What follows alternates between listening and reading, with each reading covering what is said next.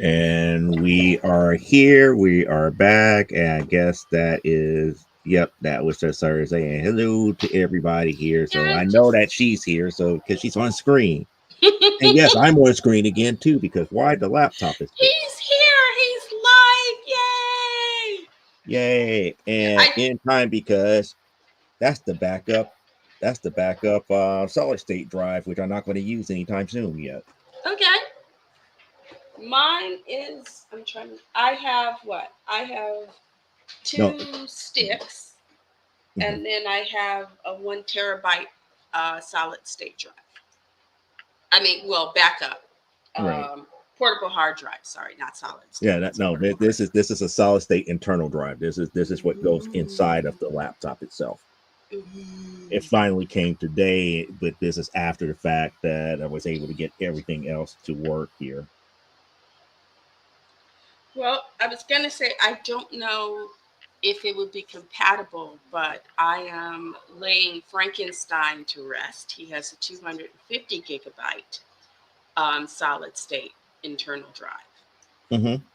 That's the same Um, thing. That's the same thing that this one is. okay, 200, so 256 gigabytes. what I can do is we can wipe that drive, and then should you ever have need, there'll be a backup drive. Yep. I, to be quite honest, I I think that was the best thing about this laptop that it is a solid state drive. The more I did research on solid state drives. They are really good, especially if you're doing artwork and stuff, Hmm. because those programs, um, and I have, what is it? Oh my goodness, I've got Krita, I've got GIMP, I've got Paint.net, Painter Essentials 8, Clip Studio Paint. So I've got about, yeah, I've got like 5 6 different programs, and Clip Studio Paint, Painter Essentials. Oh, and Sketchbook Pro. So 6, yes. I got Sketchbook. I finally got my version of Sketchbook Pro back up and running. But they can, because of what they're required, what you do with them. Hmm. Depending on what you're working on, like if I'm working on a comic or something, not as bad if I'm doing an illustration, but if I'm working on a comic, yeah, you can, you know, it can chew through some memory. Yep. It can take some power. There's So, Donna. hey Donna. See, they were out and about. That's okay. I'm happy about that. There's no Cliff this today here. Cliff is on his mission again. Yeah, Cliff is sort of, he's a week on and a week off, as he has to do missions, and so I finally got to see Sinners, Well, that's a good thing. and I really enjoyed it. I really, really enjoyed it. It also, among other things, without being too spoilery, it kind of flipped. Oh, it's okay. Yep. It's okay. It's been one of those weeks. It's been one of those weeks. But I love the fact that it flipped the white savior trope on its head, because in the movie, the guy who tries to identify as the lone white savior, um, is it as you're sitting there, and if you know the history of the Irish in America, um, you realize he's anything but. But it was interesting because they blended genres. You know, it's the story of these two twin brothers. Together, they're known as Smokestack. One is Smoke, the other is Stack. Hmm. Um, they're both played by the guy who played Killmonger, um, Yeah, that's Michael B. Jordan. Michael B. Jordan. And but he plays them so that they have both distinctive parts, because sometimes people play twins and it's just, okay, we're going to dress you in this color for this twin and this color for that twin, but other than the fact that they're wearing a different color clothing. There's not if the one person who's portraying them, there isn't much in the portrayal to tell you one from the other, unless you're playing one of the twins is psychotic. But this was really good. He did such a great job of getting, and the whole movie, it brings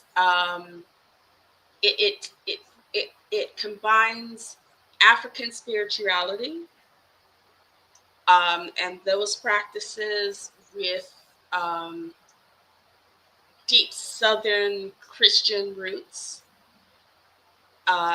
It's set in the 1930s. The two brothers, you can't trust us when we are out, we lose track. Got it. Mhm. The two brothers had worked for Capone. Actually, she's not talking history. She's talking about a movie. Everybody saying hello, and then BD says, "I came here. Like, I'm not here to learn. I came here to comic." What? Fine, I'll tell you about it in the chat, Joe. Okay, that's no. This is part. That's part of geek culture. Movies are part of geek culture. So and Yeah, but considering if the the fact that audience the said person is is a movie buff, I guess she I guess she came in the middle of that and did not understand that you was talking about Sinners the movie. yeah, it Kugler says that he's based this story on a real um, individual, a man named Johnson, who supposedly sold his soul to the devil to gain musical ability and success. The little town in Mississippi where this is set is also considered by some to be the birthplace of the blues. Okay. But you have all these, what in the hand of another director it would have been a mishmash headache, but he blends the whole. It is a race relation story. It is the story of these two brothers. Okay, fine, thank you. I'm done. No, she said she was No, no, no, no, no. I will. You can ask me about it later, Joe. I'm not going to have this discussion. because they don't want me to start talking because I'm going to tell them about my conversation yesterday. I had a good conversation with John Celestri. And Ooh, I had a very good conversation. We met up here, we talked for about 2 hours. And no, we did not record it because it was kind of a private conversation. And it was more along the lines of talking about where each one of us is at as far as our careers in the industry. He's more towards the tail end and he's just enjoying what he's doing. And I'm more along the lines like, getting kind of scatterbrained because it's getting harder and harder to maintain what I consider the lightning in a bottle that we have right now with Amazonia and primetime Saturday night. So it was a very interesting conversation in that aspect where I feel more encouraged. It's like he would give me some great advice about instead of just worrying about having that lightning in the bottle, try to harness it and use it to the best of your ability. Stop worrying about the audience per se and just make the best stories possible. So that's the good thing about that. And let's see, Donna is saying, no, not too late, not too late today. Don't forget to share and like, folks. Yep. And Johnson, oh, he heard that story. So yeah, he had he's come. like I had not heard the story before, but Mhm. in those parts it's considered a famous story. But like I said, I'm wondering. we can I'm wondering discuss if it that later. story. I wonder if that story was the focus to a lot of the more, if I could say, U.S. country songs dealing with all the competitions with the devil with musicians. Well, there is a scene because it's one of those great stories that it starts at the end and then takes you back to the beginning Hmm. and then takes you what you think is the end takes you back to where it starts and then goes forward.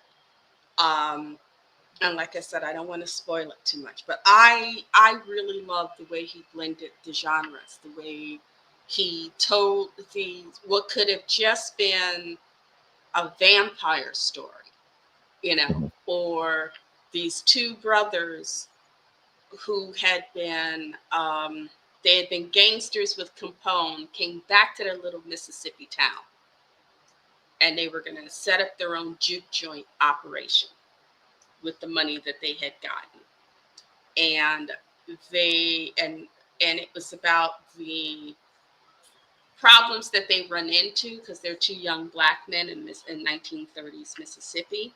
Mhm. It is the family and friends they left behind, who was um, who is happy to see them return, who who isn't, and of course that wall of racism that existed at the time.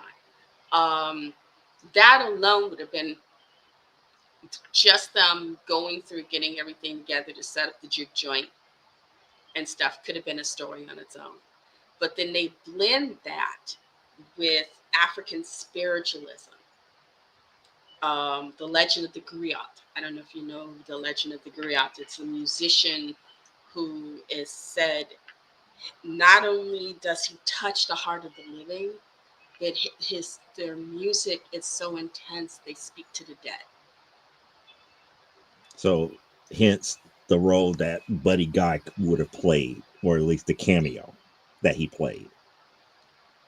Like I For said, I those who don't. don't know, Buddy Guy is a legend in the blues, Yes, and and there. he does play a cameo in this movie. He actually plays a couple of songs in the movie as a cameo, not as himself, but as a different character. Yeah. Um, but it is there. These themes run through. It is as if you're watching a symphony take place. Mhm.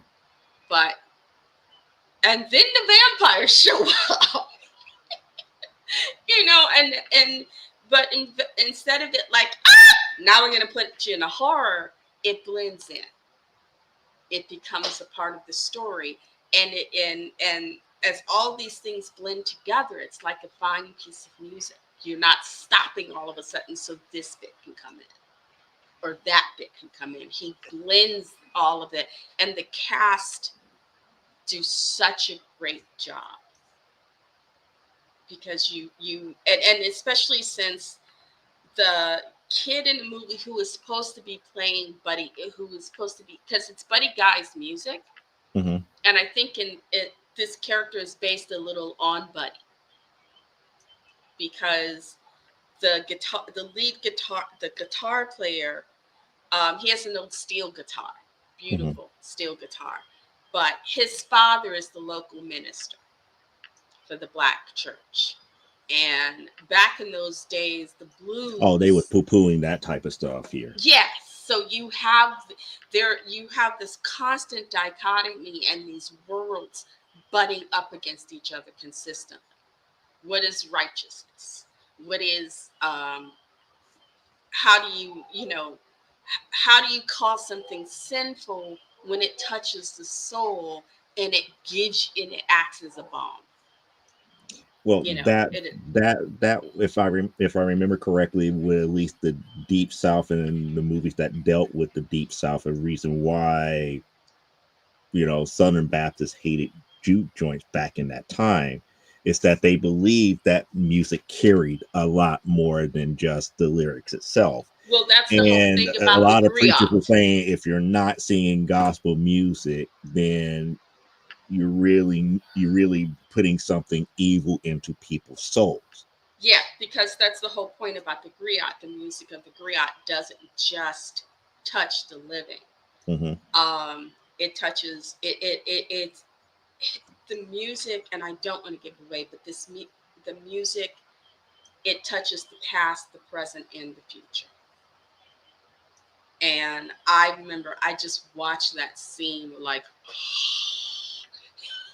because it was just that good. And like I said, it was. the I was watching it on a reaction video, and the two people who watched it, one is it's they go by the name the Media Knights, Hmm. and they're Ari and Denise. Ari is Hispanic. Denise is Eastern European. I think her roots are Eastern European. By the time they finished watching that movie, they were in tears because they got that this was not just a horror film, that there were layers to this, and they got that. And I loved it. And I think that's why report just came out. They've made 350 million. And for those of you who want to see it, you don't want to go to the theater. It just came live on Prime, so you can rent or buy it on Prime Video. I know that because they sent me the email. But it is, like I said, it talks about, because it talks to so many things, family. Yep, Um, that's the person. what is love? What is connection? What do those connections mean? Um, and what happens when the people you love change in ways that do more harm than good? How do you find your way back? Especially what if you have a gift, a need to express that gift, and you're constantly running up against the person you love, insisting that this thing that speaks to your soul, that lets you speak to the soul of others, is an evil thing. Um, like I said, I really loved it.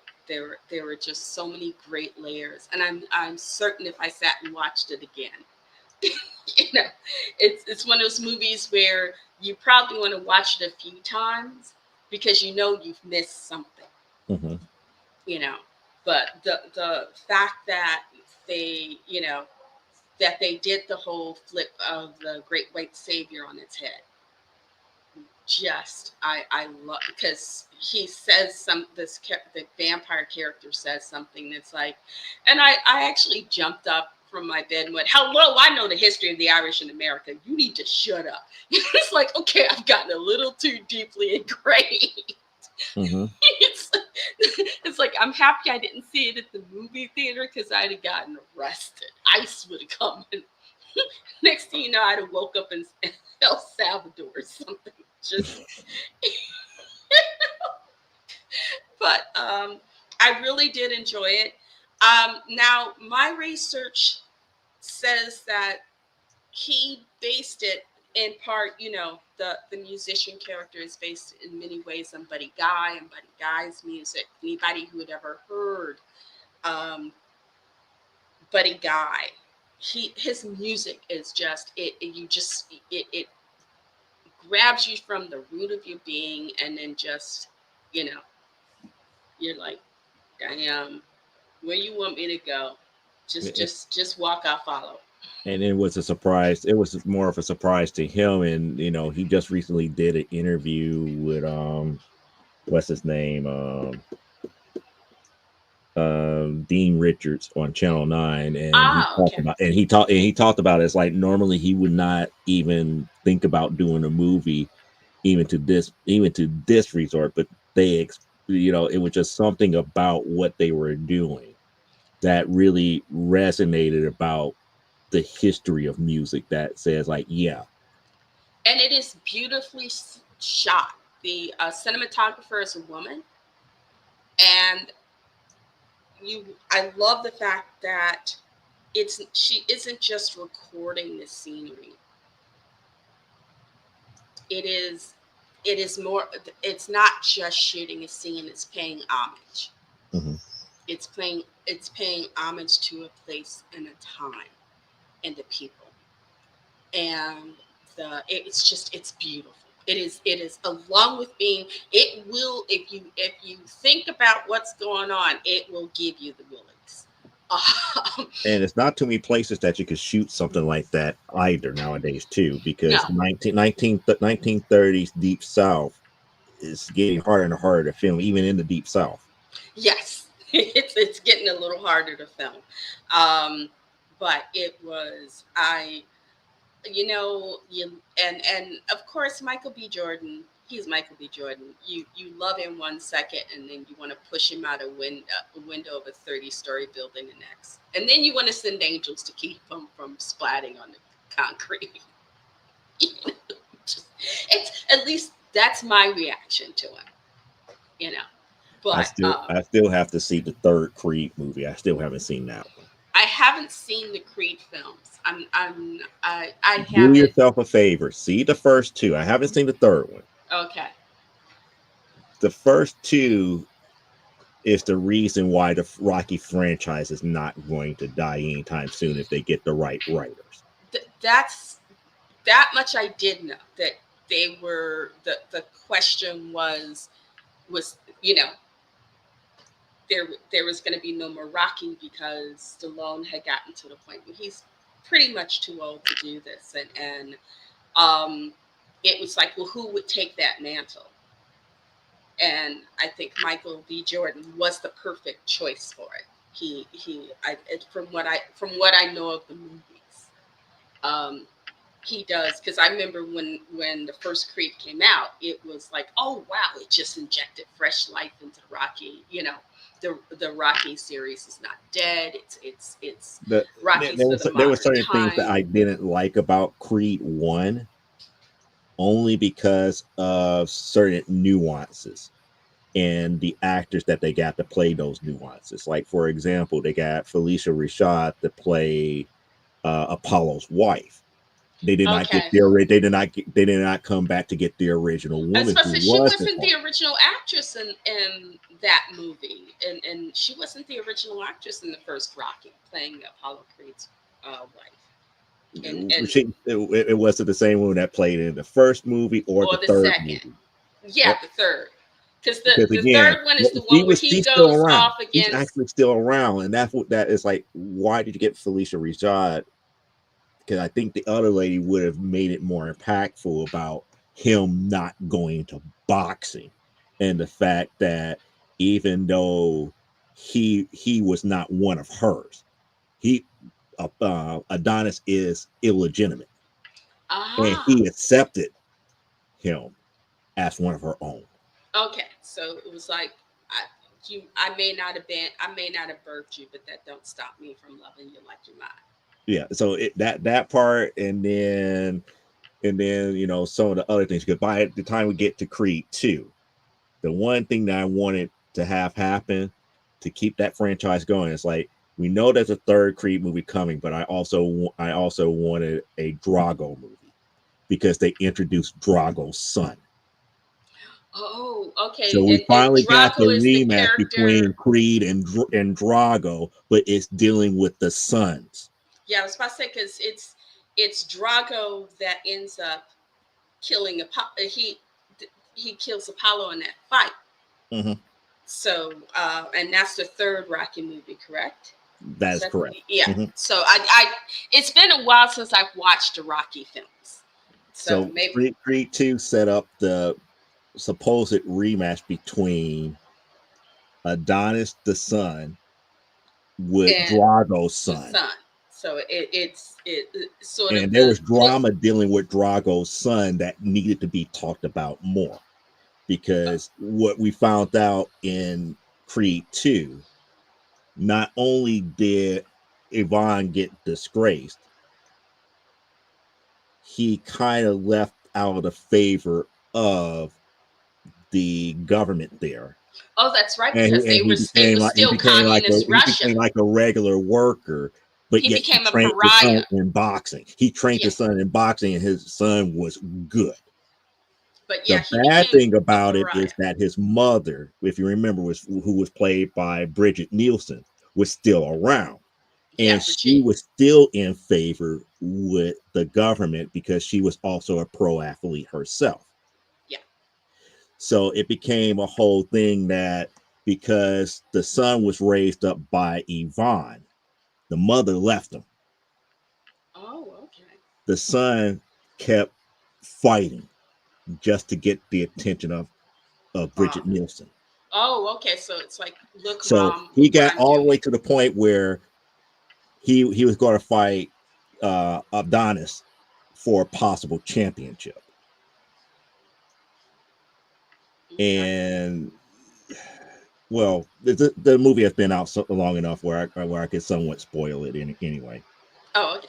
Like I said, I hadn't. It got I, to the point. It got to the point where Yvonne had to throw in a towel because his son was going to die in the ring because he wouldn't give up.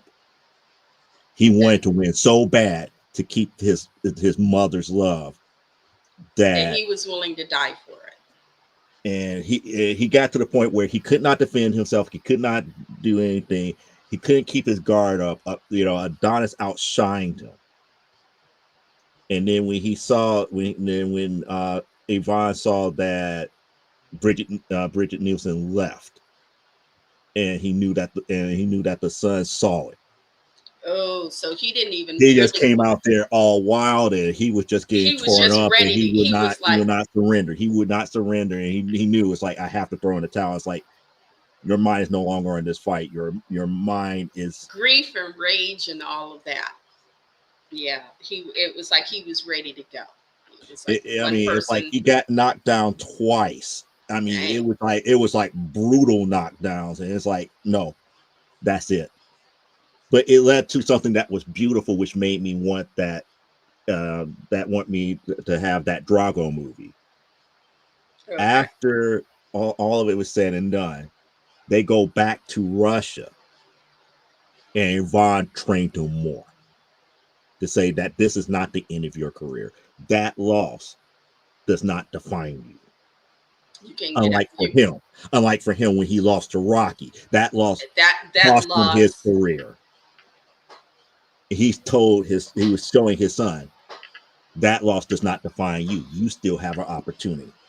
And of course, it was a different Russia at that time too. He was fighting.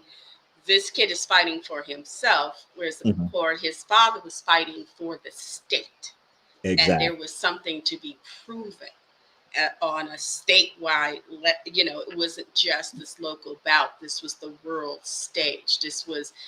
These were two men not just representing themselves They or a were white man representing or a black man. They countries were and Russia and ideology. America.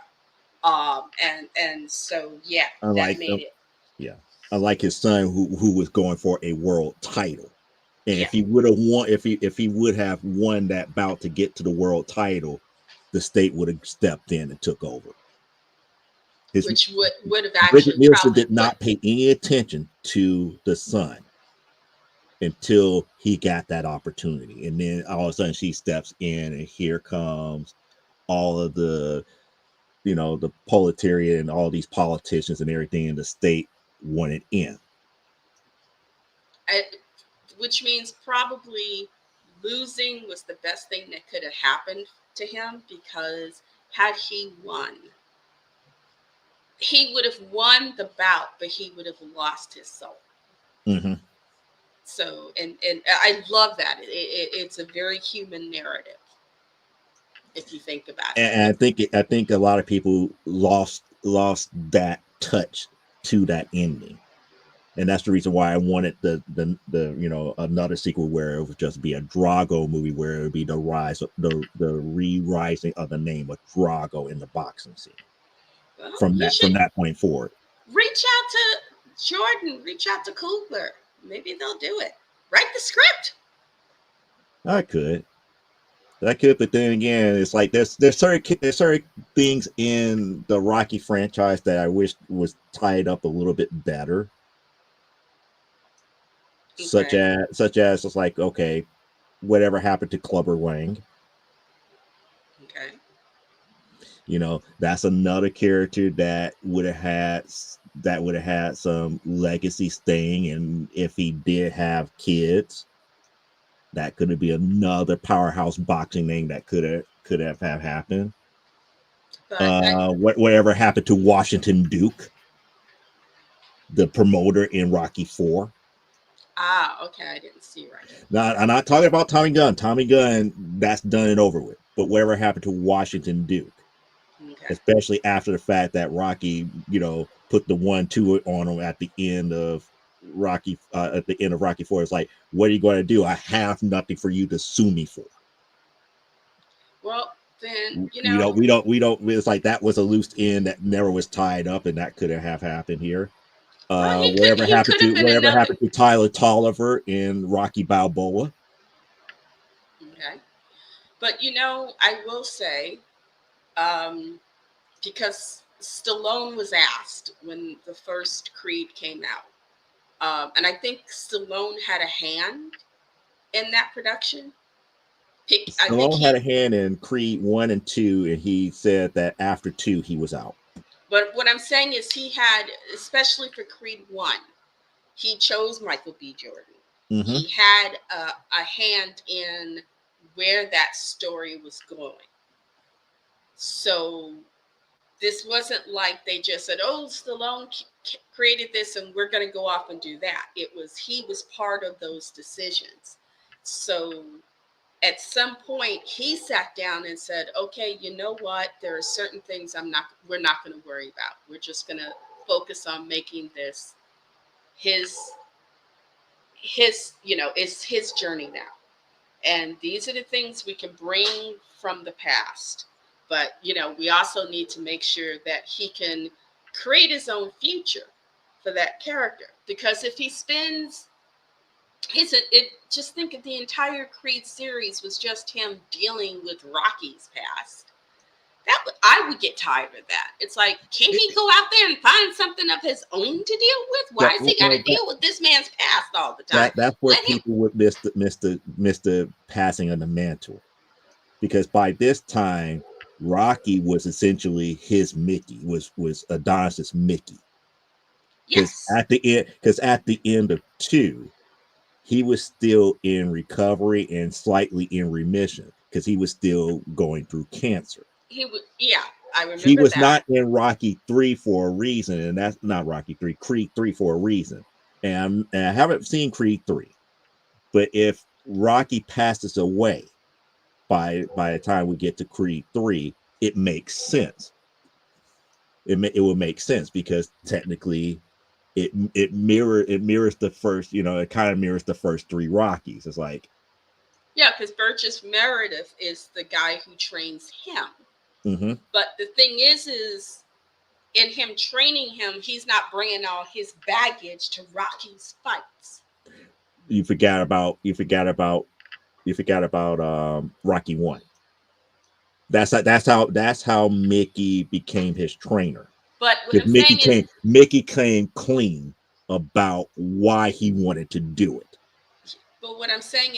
it's by the time we get through 1, it's not like someone else from Mickey's like shows up to make trouble. Someone Right, else from exactly. Mickey's, and so what you're asking for is just people from the past constantly. There's enough in the third Creed from his own past Well, that that's what Creed 3 was. It it's was this somebody is from the Mexican League that he fought and was brought up with, yeah, this is that somebody wanted the he shot. knew in his life, and things that happened and choices that got made, and this boy went on to a future, and this dude went to jail, and now he wants what this boy had, and it's like you can see, it's like, okay, you don't really see this clearly.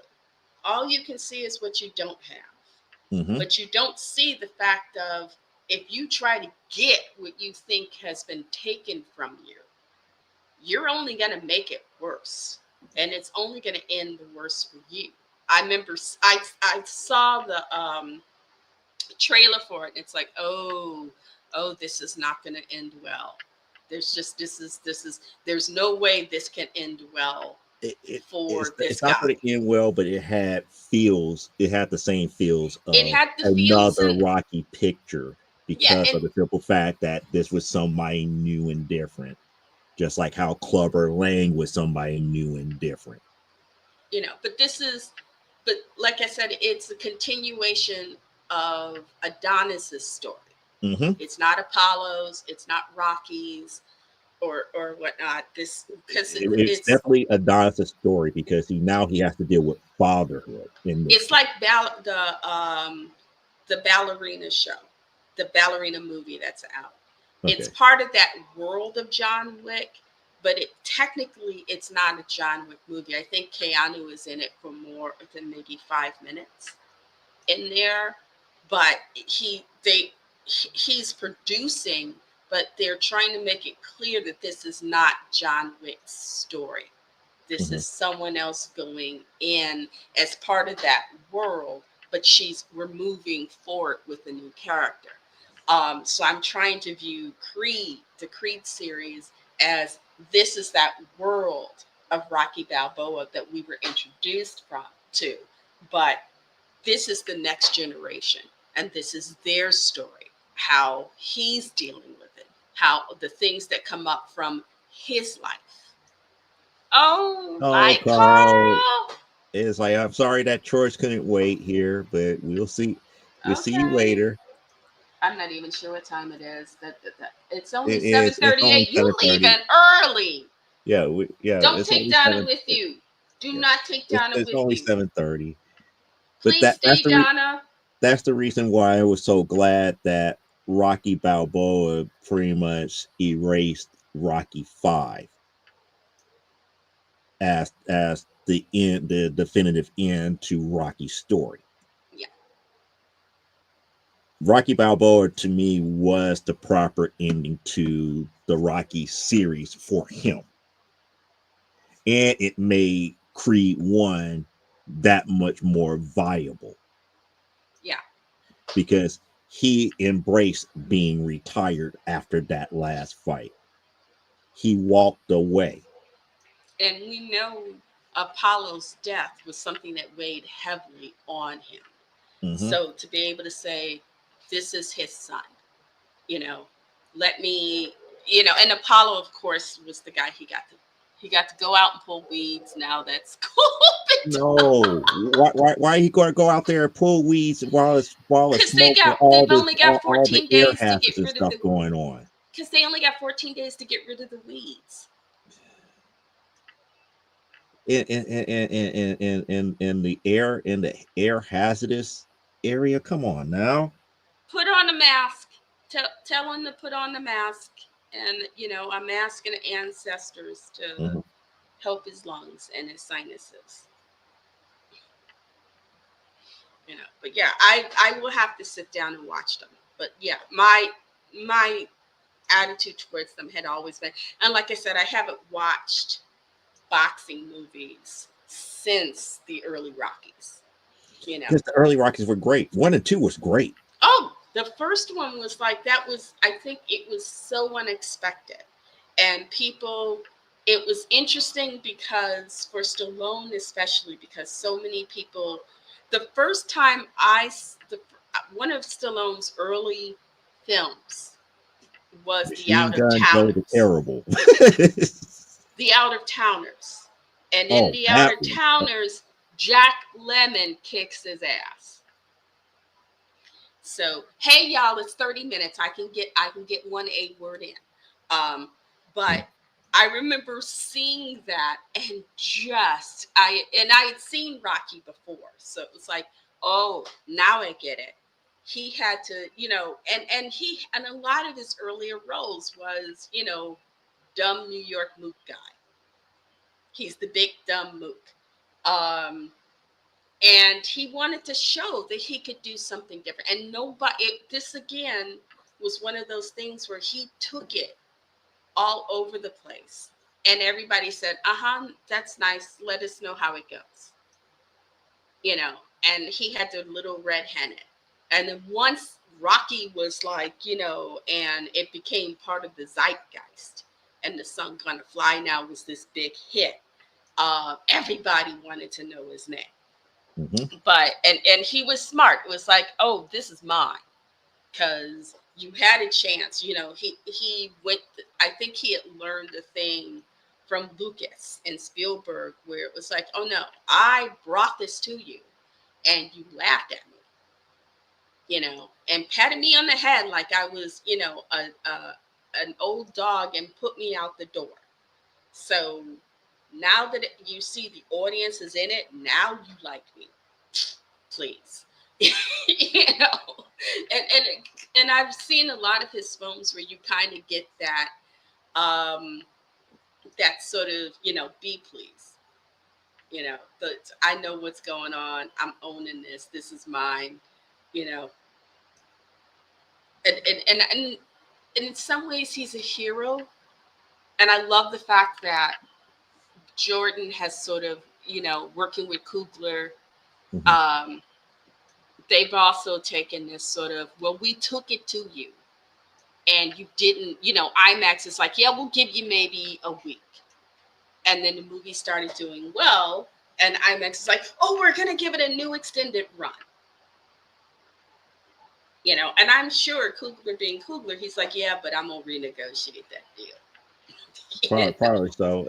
And since you're bringing up people, I kind of wish that Robert Rodriguez was the same way.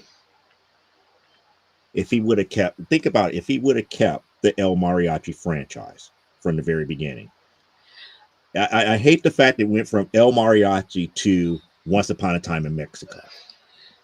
Also That to consider, me, that to me, just it's like they never gave El Mariachi a chance until it hit, yeah, and it hit hard, and everybody loved it. what was like From Dusk Till Dawn. Everybody figured, oh, that's just going to be crappy. And then it was like surprise horror hit of the summer. Um, but I think in regards to him, it was a point where, by then folks had learned a few lessons. It's like, okay, we ignored him. He's succeeded. We need to take his stuff. And probably put him in a position where him being Hispanic, they could make it harder for him in the industry. And that would probably explain why he went from doing like the really big, more adult movies to the kids movies, such as Spy Kids, Shark Boy and Lava Girl, and all of those movies. And it's like, yeah, they were good. They were good. They were family oriented. And they were fun. They were Hmm. fun. And of course, Taylor Lautner had never done Shark Boy. Hmm. He would have never got the Twilight franchise. Hmm. But then, on the one hand, I kind of think maybe that was not such a good idea because that franchise pretty much killed his career. And I mean, and we see that in certain actors. They just, in their desire to typecast, they forget that people are nuanced, and the actor themselves can get tired of playing the same type of character over and over and over again. It's just a different movie title in a different setting, but it's the same dang character. He's trying to be Brad Pitt, and they're trying to make him, Troy Donahue. Well, no, who is the guy from the Gidget movies? I can't remember his name right now. I'm about to say, Bobby it's like Darin. when you said Troy Donahue, I was like, that's right. That's the name of the so-called friend slash love interest in Gidget. But I can't think of the actor's name. But getting back to the point with Robert Rodriguez, it's kind of like what they did with the Spy Kids franchise. After three, they tried to redo it, to relaunch it. And it's like you took his franchise that worked because it wasn't really a spy oriented movie. It was a movie about a family. And the kids did not know that the parents were actual spies. And because the parents got caught up in a situation, the organization brought the kids in. Yeah, it was like they And didn't. it was like one of those things that was a slow build. And that's why I love the character of Junie. Junie learned how to be a person of his own of his own merit. Yeah. despite the fact that his sister was better, everybody else was better than him. But he was the one that was able to get results because he had the right heart about it, everything. He had the right view of what was right and what was wrong. And I think sometimes, you know, Hollywood too easily tries to create characters as Hmm. opposed to characters. You know, you see it in reality programming when people, because it's like I have to explain to people sometimes. These are not real folks. Yes, it's like no. People go in and they audition. The producers have an idea of what these stories. They have writers because it used to be they claimed it was unscripted. Now they admit it's scripted, but they put it so far back in a news story that most people don't get it. But these are scripted shows, and people are cast where, oh, you're going to be the bitch, you're going to be, you're going to be this person, you're going to be that person. They are cast as characters, and then they're given the scripts that they may do a little bit of improv, but for the most part it's scripted. the by the time, from the point we start at point A, by the time we get to the end credits, we have to hit these key things. Okay, you said reality shows, right? Well, they called them reality shows, but for the Because I most part, because I'm about to say you got into my wheelhouse here because you know what the original reality show were, right? which ones? The original reality shows were game shows. Yes. They can't get away with that. No. They can't be scripted. But what I'm But saying what is, producers do is that they, like you said, they cast those people that they know that they could pull those strings. It's like, oh, this person comes off like a major B word. Guess yeah, what we're going to do? We're going to put her in situations during the show where that comes out. and you're She's the going to be the flirt, one that everybody hates, and we're going to make everybody hate her. It's you're the not jock. truly scripted unless you get to like The Bachelor. Well, yeah, but even, I mean, because if you think about those those MTV Beach House or whatever they used to have, a lot of that was scripted. Because like I said, they would cast A them. lot You're of gonna that you're can, gonna be this. You're gonna be this. You're gonna be the jock. You're gonna be the nerd. You're gonna be the sensitive person. You're gonna be. You're gonna be the racist. You're gonna be the slut. yeah, You're, and all of those and could they be technically scripted because they're not reality shows they're playing. because there's nothing on the line as far as prizes or money, so they can manipulate those shows like that. and So and the also, real world road rules, since you're going to go to yeah, that's what I'm saying. MTV and stuff to that MTV's the magnitude, real world. So many of uh those The shows, Bachelor to a certain degree could be exactly like it's that. so and the thing But is so many of shows the like last The few guys Mole and Who were Done It could obviously not be. gay. So many of the last few guys were so obviously gay. Well, I think the last time I watched The Bachelor, the dude did everything but a girlfriend. It's like, please. Okay, cool. That's the key thing because I made mention of that to you, Donna, is because up here we still have the hazardous ear warning. Yeah, we've got it, but I've got to. We have. It is also hotter for some reason. We have enough buildings between us and the lake, um, and the breeze is less right now. The air is a little chillier, but the breeze has gone down.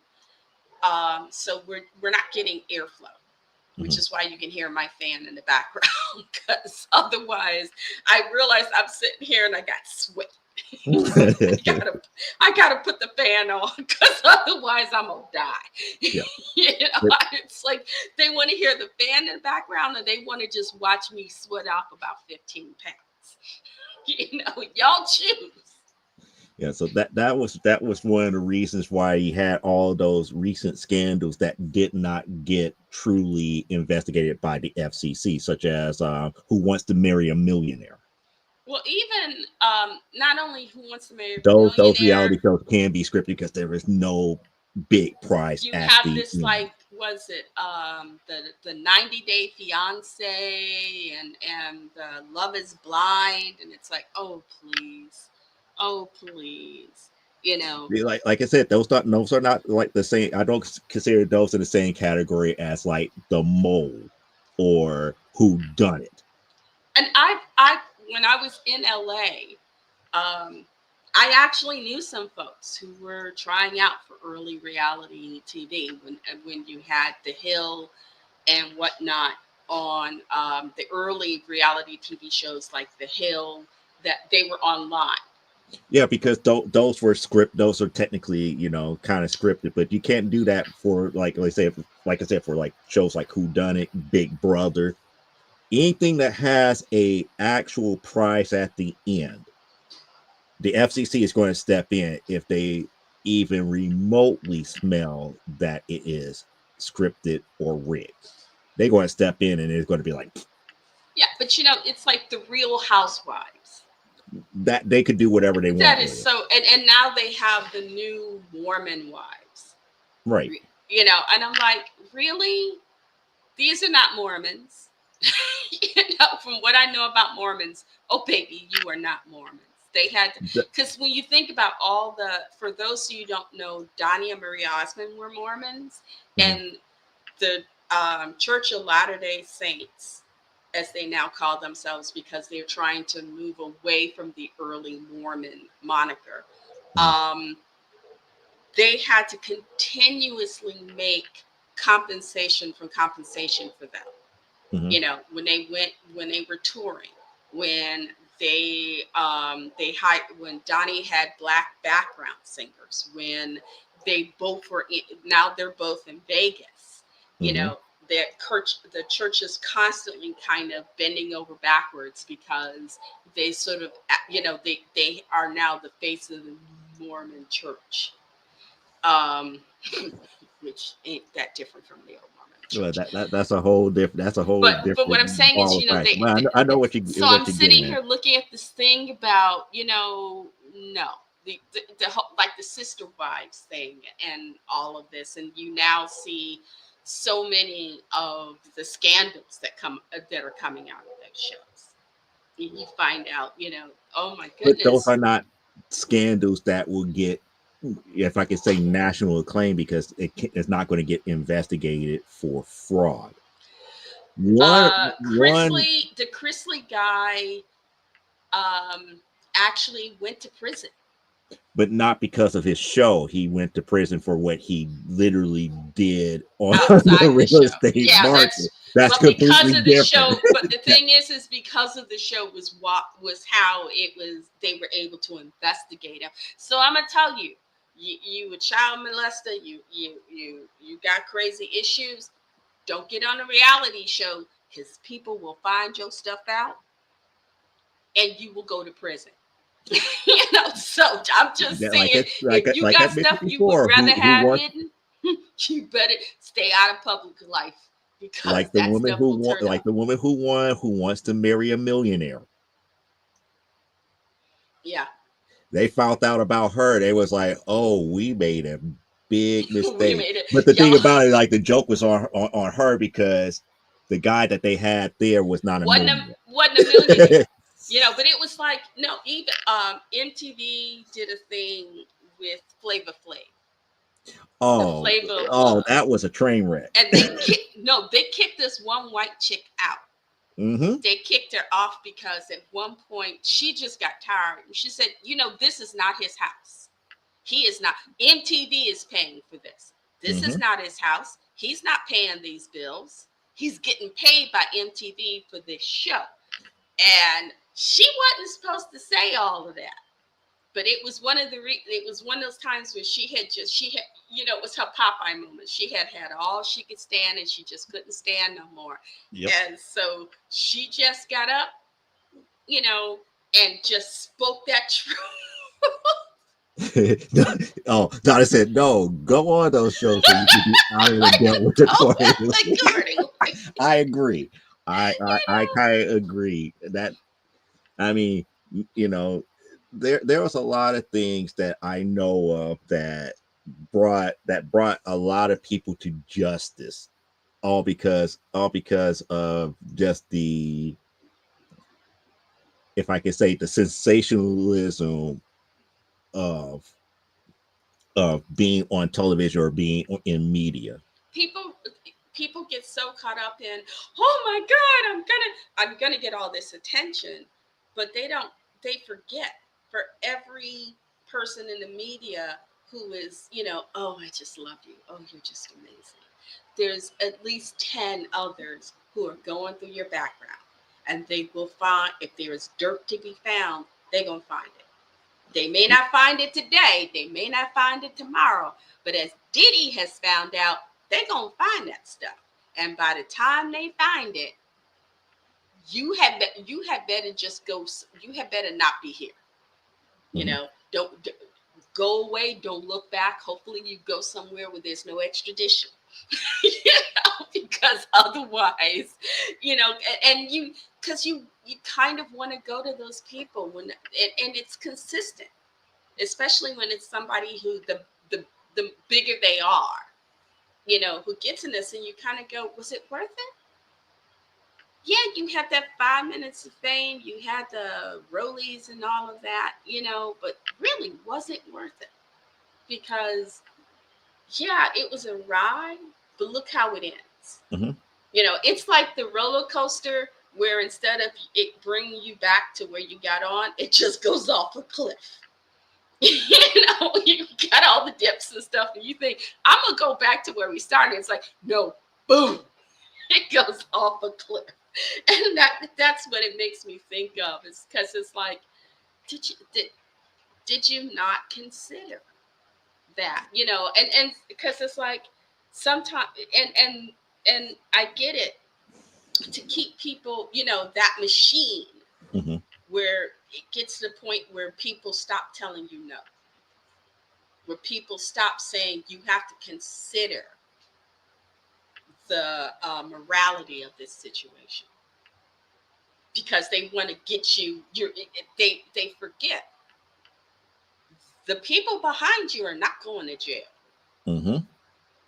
The people in the music business and the accountants and stuff, they're not going to jail.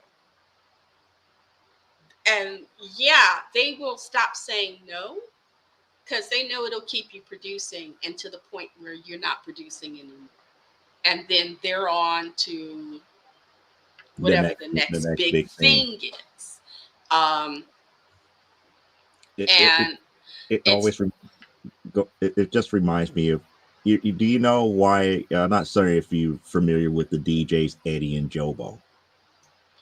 I've heard of them, yes, and Do you they're know why they're no longer with the FM station that they have been associated with for so were many they on years? BZ or something like that? What Was it was it? BEZ? No, they wasn't with BEZ. They was with B96 here B96. That's it. Okay. before they became like an iHeart radio station. Yeah. Do Okay. you know? Do you want to know what caused them to go off the air back in the early 2000s? Didn't one of them get busted for something really nasty? Both of them? Okay. What am I missing? It fits right in. It fits it right in with the reality TV type stuff. They did a parody of Oh. To Catch a Predator, Oh. and Screw. by accident Caught a they predator. were catching a lot of Predators. predators because they was going on Craigslist and all these different places where they were up here with men, soliciting for dates and all this other stuff. And they had added in this one extra person called Erica. She was brand new. She was a part of their morning team, Okay. and they would do this bit called To Catch a Predator. So the whole thing was, it was supposed to be originally about, joking about how, Chris Hansen was catching all of these different pedophiles. They were up there saying, it's like, well, what if we started catching some of these people who are not fitting to go out on a date with women, So they would have Erica call these people up from Craigslist, answering all the weird, solicitation for dates. Oh no! Just And you could one just. thing led to another, and the FCC caught wind of it. And when the FCC caught wind of it, they started investigating it, and they ended up somehow catching a couple of actual predators. WBBM during that time found out that the FCC got involved with it. It was about to be a hefty fine and everything. They got them off the air. But B96. huh? No, not in '96. This is about like 2000. I want to say about like 2008, Oh, 2009. okay. That just reminds me of. WBBM got them off the air, but after it was all said and done, they Yeah. did more of a service because Erica did not lose her job. They Okay. did. Because they were the Now, a ones lot of people who say it was came up because with of it. contract negotiation and everything, but I believe it was because the FCC stepped in. They had already made a name for themselves and they had been in trouble before, and they just found that they were just too much of a liability. Oh, okay. I saw a video on YouTube where I don't know where they're located, but it was one of those morning disc jockey male and female duos, Mm-hmm. and they had a thing set up with, say, if you had a date with somebody and it didn't work out, the person you had a date with could give these people your phone number, and they would call you on their morning radio show to find out why you didn't want to go on another date with this person. And they would embarrass you and shame you that you would, people would basically agree to go on the second date because it's like, let me just say yes so I can get the hell up off this radio. Except this one time they called a girl, and it turned out she and this guy had met. Things things were a little dicey between them when they started, but they still ended up at her place where they slept together, and then she got up Mm-hmm. and left him at her place. So he kind of had to get up and leave. And he had them call this girl to find out what was wrong. Turns out she had come to the realization that this guy was her cousin. And he wasn't like a second or third cousin. He was like either her mom or her daddy's sister or brother. Because she's talking to the DJ. She goes, I think he might have been my cousin. And it's like, but you still slept with him? She goes, well, I didn't get it at then, but he had started talking afterwards, like you sometimes do. And he had mentioned a few things, and she was like, oh shit. And she didn't know how to handle it, so she got up and she left. Mm-hmm. And didn't come back until she was sure that he was gone. He did not figure this out. Thing is he's waiting on the line for them to put him on the call. And then he finds out, and she says, I think we're, and of course you can hear in her voice that she's becoming more and more, embarrassed and distressed. And the DJs keep pointing out that she had sex with. It was the first date, and she had sex with. Mm-hmm. And he then mentioned her mother and father's name. Mm. I couldn't stop laughing. I would be laughing. That's not And actually. DJs were It's like, not wait a funny. It's not funny, but the way it got brought out is beyond hilarious. It was, It's like, oh my God. And they said, you didn't have it, usually people are on the date. You talk about, you talk about your families. You talk about what you do, where you live. It was like, they didn't have any of that conversation. So And what yet did you guys do somehow on the date? That was my whole thing. It's like, what you I just? don't know, It's but like it she was was, digging on him and he was digging on her. It's like, hey, let's they go were back at a to your club. place and let's get it done. And it's like, They were at a huh? club, and then they went back to her place and banged each each other. And she realized, because in the after talk he mentioned something where she realized, oh my God, this is my cousin. And to her, because they were like, well, how did you not recognize him? They hadn't seen each other since they were 5. Right. That makes sense. They That hadn't seen really each other makes since they sense. were 4 or 5. So they didn't recognize each other, Mhm. and they didn't talk about things you talk about when you're getting to know somebody, which is like where you grew up, where you went to school, who did you know, who your parents were. The things you talk about to prove that you're not a sex offender or a psycho. You that you're a real person and you have a real life. I And mean, they didn't talk about any of that. They just went and had sex. they took kissing cousins to a whole nother level. Oh, yes. It went beyond the Elvis Presley film. They took And it to a for whole those, nother level. I mean, it's just like, wow. To me, that's just not the right setting, but that's the thing about anything that's done for reality TV or media purpose. and That it was stuff on will the come radio. out. But what got me is I think the girl was like, "So you don't want to go on another date?" She's like, "No." Wait, wait, And wait, wait. They had the audacity to ask that. It's like, wait, hold I will on. see if I Hold can on. find. I will That's have to my go through my. cousin. That's my Yes, cousin. It's like, I like I said, I was listening to this and just could not stop laughing, because it's like when it's because it was like I felt bad, and then it was like, wait a minute, this is. And she said, I think this guy's my cousin.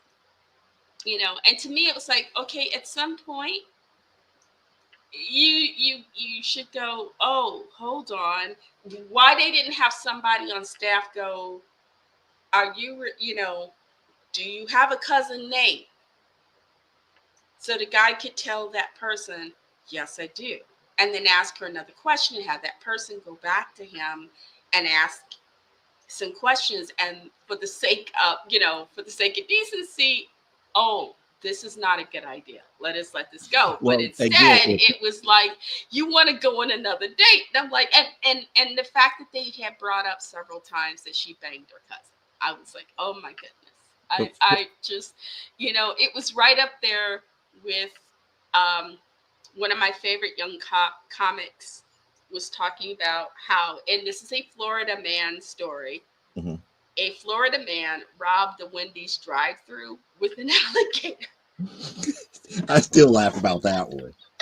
Oh, you so you've seen it? I've It's heard like, about oh that. my. It's like, how in the world do you rob a Wendy's with a live alligator? You go up to the I'm window, like, it's like, give me your money. well, no, because he kind of expanded on, he went, and I guess he had a gun at first. And she was like, please, I ain't scared. I got this. You're not scared. And then he hoisted the alligator through his window Into into the the drive drive-through. through. And I'm like, you didn't see that coming, did you?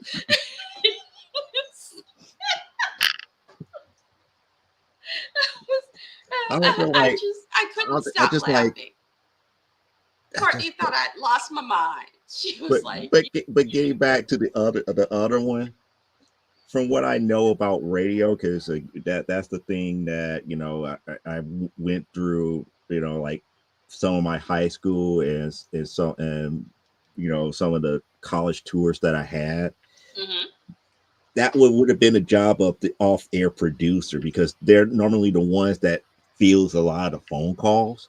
But I'm saying somebody And should have been because he there. was on the line, they give you some type of prep time. They would tell us like, okay, you're such and such, such and such, you're in line for this, please, when it gets to your turn, we'll give you a heads up and this, that, and the other, of how many seconds it is, and then you could come in, just make sure that you have your radio down, stuff like that. They give you prep time. They actually talk to you, give you instructions before you actually get on the air.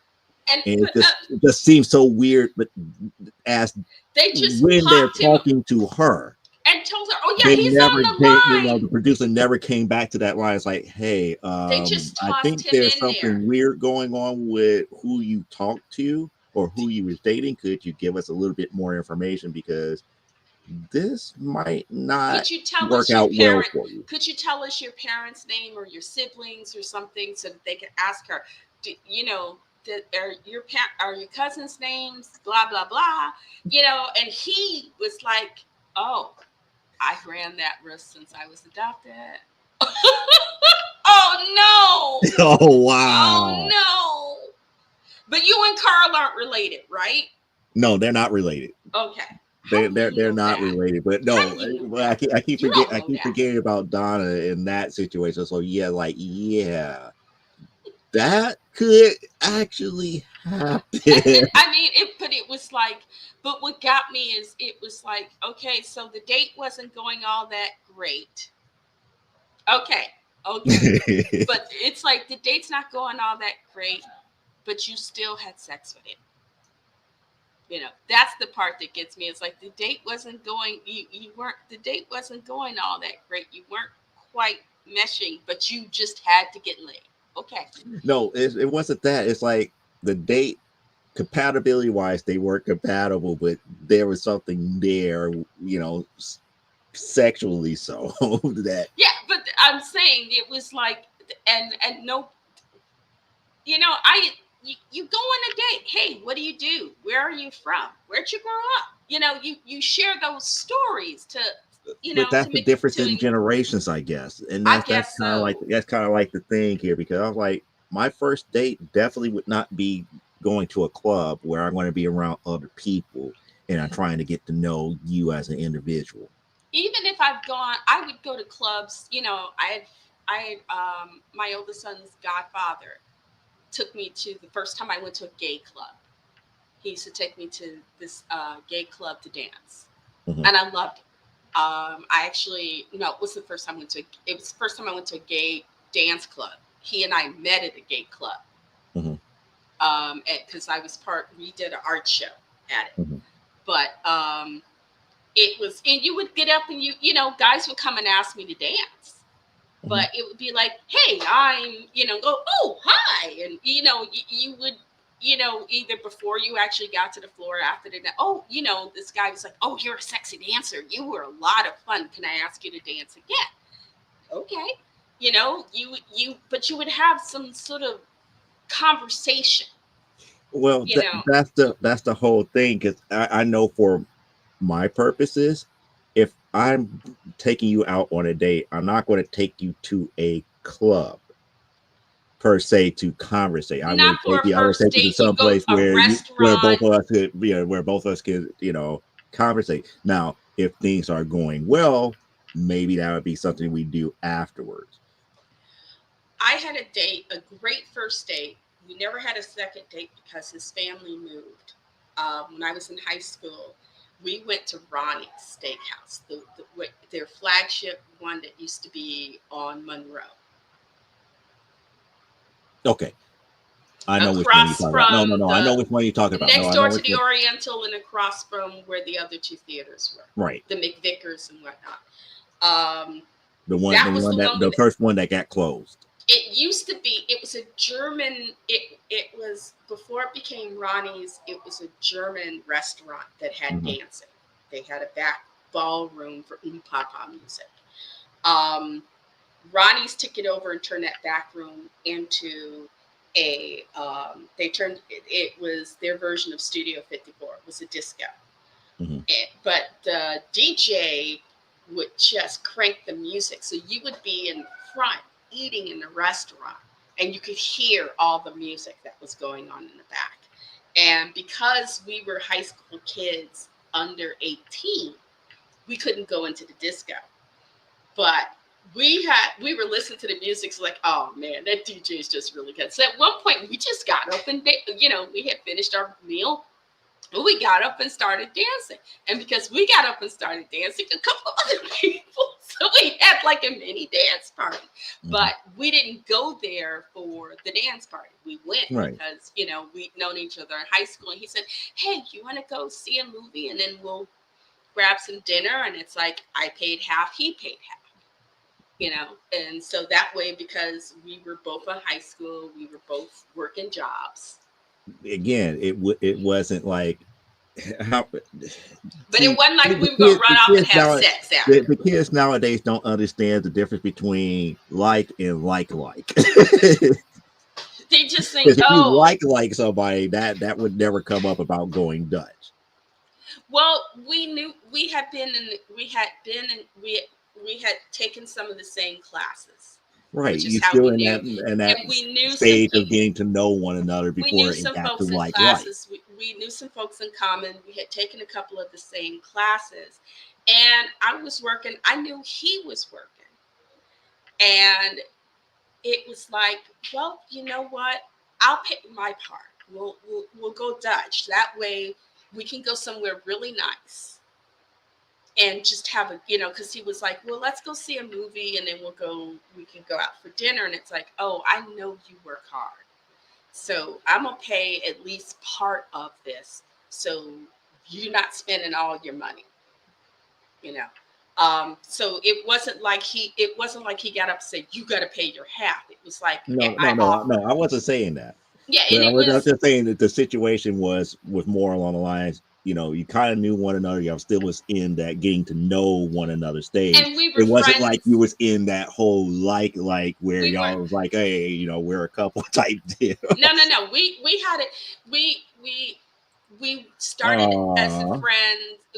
We ended a friend. Oh, we're gonna miss you. I miss you, Donna. But yeah, so we were friends. We had the date, and everybody's like, "Oh, how'd it go?" It's like we talked about Ronnie's and the movie we went and saw, and the great, we both had steaks and stuff, and but it wasn't we like a danced a date bit. date. It But it was wasn't a date. It well, was no, just still going out. He showed up at my house. No, He showed up at even if my he house, showed and up then at he your house, it's like a date would be more along the lines to me, getting to know one another to pursue that relationship aspect of it, as opposed to it going out was to hang out and just enjoying self. yeah, it was just, like I said, he was like, "Do you want to go to the movies?" Hmm. It was like, well, what movie do you want to go see? And we liked each other as friends, but It that wasn't a date taught like. us. Yeah, that date taught us. We both thought of each other as good company, but we Hmm. weren't about to. We weren't going. Exactly. Oh, I'm so in love with you. It wasn't that type of date, but it was a good time. It was Hmm. a very good time. He bought me a little flower. He showed up and he was like, oh, "Hi, Mr. Haygood. I brought a flower. I'm here. I'm supposed to go.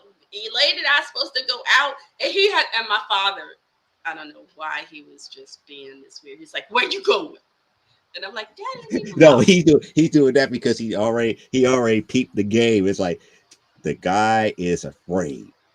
He But needs to be afraid. I'm about to establish, be even more afraid. that bothered me because I had told him my friend from school is coming over. We're going out. He's like, it's a date. It's like, yeah, technically it's a date. He's a guy, I'm a girl. We like each other as friends. We're gonna go to a movie and we'll go grab something to eat, and then we will be home. And I should be. And we checked, and we had gotten the newspapers and stuff, and decided what movie we were gonna go see, and what was the best time and stuff like that. It's like he wanted to go do something at his time, and I thought, well, he asked me to go, but it's not like we all in love with each other. We're not falling Right. all over That each that's other the in thing love. that in his mind, your My father's father mind, didn't it hear doesn't it any doesn't of matter. that. It doesn't matter. All It's he like heard you was going with this somebody with boy the opposite sex. and y'all going, just the two of you together. We had asked if anyone else wanted to go, you know, and they were like, folks had other plans, and it was a movie we both wanted to go see. So it was like, well, you want to go see this movie? I want to go see this movie. And he said, Ronnie's Steak. There's the really good Ronnie's Steakhouse is across the street. And it's like, you're right. And that's when I said, I'll put in some money because, Hmm. Ronnie. I mean, it was Ronnie's is cheap, not cheap. Ronnie's is not cheap. especially that Ronnie's. Hmm. So but he was sweet, and he was sweet and well mannered. He was a decent guy at school. The guy he was at school was the guy he was when we were out, and we stayed friends. And then no, I moved. He didn't move. I moved. Um, but and then we didn't catch up with each other after that. But but it was I always when I remember the dates I've been on, it just stands He's out like as a one fun. of the upper echelons. Like It was a that's what a good date should be. it was a fun date. It was a fun date, and the fact of I really loved the fact that there was, because I was paying my own way, there was no expectation. So that sort of took that off us, and we could just be two friends going out. There was no expectation of what I might owe him because I was paying. So it was just, we're just gonna be two friends hanging out. And it would, I think maybe that's something that young people don't have enough of. It's one, it's that I think that's maybe a failing of us as adults, you know, that we didn't teach that Yeah, generation of, just it's because you want to go hang out doesn't mean necessarily that it's romance. Sometimes you exactly. could just want to hang out, get to know each other better. Uh, you know, I didn't. I had friends who I made the mistake of inviting one guy I knew from class over to come watch TV with us, and I made sure not to make that mistake ever again. Because I had had friends who, when I lived with my mom, would come over, hang out, and it would be okay. But it's different when it's your dad, because Oh, your because it's dad. going to be rules because you're a female, and if it's a male, guess what? I'm going to be right there watching you like a hawk. Him, my stepmother, my stepbrother, my stepsister. It's like I was on. I don't even. He didn't even get to sit on the sofa. He had to sit in a chair. They were all so set between us. Your dad made certain that it's like if they had any romantic interest in you, they're going to have to go through the gauntlet of him. And it became that, yeah, you don't want to go over and see her because her father, her stepmother, it's a whole family thing. You might get to say hi to her when you get there, and yeah, there'll be popcorn and stuff, but you won't get to talk to her again until she walks you to the door. And then, of course, I'm just gonna walk him down to the outside door. I'm gonna time you. That's funny. But those days are well remembered for what it was.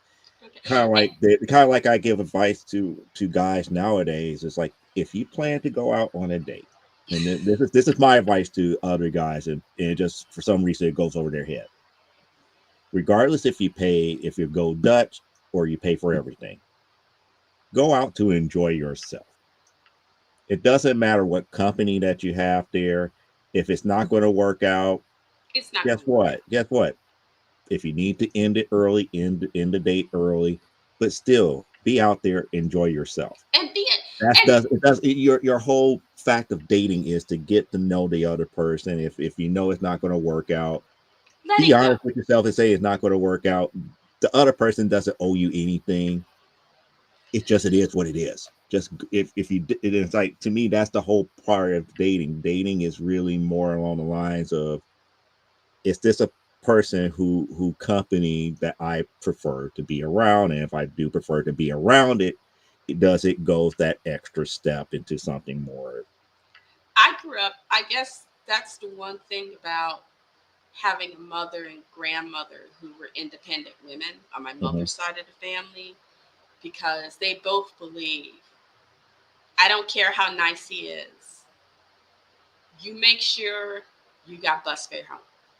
you know, get in a taxi cab or something, but make sure no matter where you go, you can get home on your own. Because if you got to get up and walk out the door and practice that right hook, my abuela would say, just. Sometimes you just gotta let them know. It's like, this is Mother Thumb and her four daughters. Don't make me introduce you personally. Just like It's just, you gotta teach guys. It's like, guess what? You don't put all your money in in the wallet. You put like $20 to $40 somewhere else, because you never know. You and you never might know get. who you might come across, what may happen, whether you might be with the person that you're going out with or by yourself. You never know. My mother was. Always have that little bit of extra, and on the safe side, if you could do it, you know, I used to actually keep like, pen knives, things that were actual pins. Well, If you back in. open it, if you unsheath it, it actually turns into an actual knife. I And the police can't really say anything, because technically it still is a writing pen, Yeah. but it has the security knife. You can unsheath it to have the security knife on the other side to it, just to be on the safe side. You never know, but I, you don't advertise that you have it. You no. just keep it, keep it to yourself, unless somebody actually, like, you get stopped. It's like, hey, I got to show you this. It's like, that's my weapon that I have. It's like, but that's a pin. It's like, officer, if you unsheath it, then they were like, oh, okay, It we goes understand stabby that's stabby. security. Yeah. You know, my mother always, both my mother and my grandmother were very big on, you know, there's the woman's wallet. Always make sure you got $10 in that lady wallet. Because you would always put $10 in your bra. Because back then, men did not go in women, didn't reach in women's bras to find Not out what unless she money they wants you had. to. Not unless she wants you to. But I'm saying, that was a safe as a woman, and it was like, always keep, and if you get, somebody comes after you. And she said, that's also a way, if somebody tries to rob you, it was a way to disarm your attacker. Because it's like, you know he's focusing on the dude. It's like, hold on, and you show a little cleavage, you pull that money out, throw it past his head. It's like, hopefully And then you make yourself look like Shaggy and Scooby, and be out of there. woof, I'm a Hanna-Barbera cartoon. Mhm. Bye. You just moving. That was something I was very grateful. Both my mom and my grandmother had, and not together, they had separately I need to told get me this that truth. image out my head here. just see, just see. It's like, if somebody approached you that way, you going, heavens to Murgatroyd. Just like, It's like, let me oh go over my here. God. I have a little something right here. There it It's like, is. oh, Is it mister. stage right? Seriously. And just, if you got a button up shirt, because I would, when I worked as a temp, I would go to, I found some, AmVets had some of the best resale shops. And, you could get a silk blouse for $2. And so for like $50, 50 to $75, I could go and get a week's worth of clothes that I could, if I got a call and said, so and so at First National Bank wants to know if you'll come work as a receptionist. Because they were one of my best clients when I worked as a temp. I would get a call, like, it's like, I'm taking this week off, and my phone would ring. It's like, okay, who wants me? And it's like, First National. Okay, because I know they're gonna pay me extra. know? But I always kept, like a couple of good skirts, a couple of nice silk blouses, a men's blazer or sweater, Mhm. you know, and a good pair of low heeled shoes. And I would always put like $10 in my bra, so that if somebody bothered me, it's like, hold on, undo, undo. Now he's paying attention. He's thinking, ooh, I'm gonna get money in the show. And it's like, you pull out your 10, and he's like, you pull it so he can see it. That it's a Mhm. 10 or a 20. And he's like, uh-huh. It's like, As my grandmother, my abuela said, it's like when you've got it's the dog in the bone. You whip out the bone, make sure there's a little meat on that bone.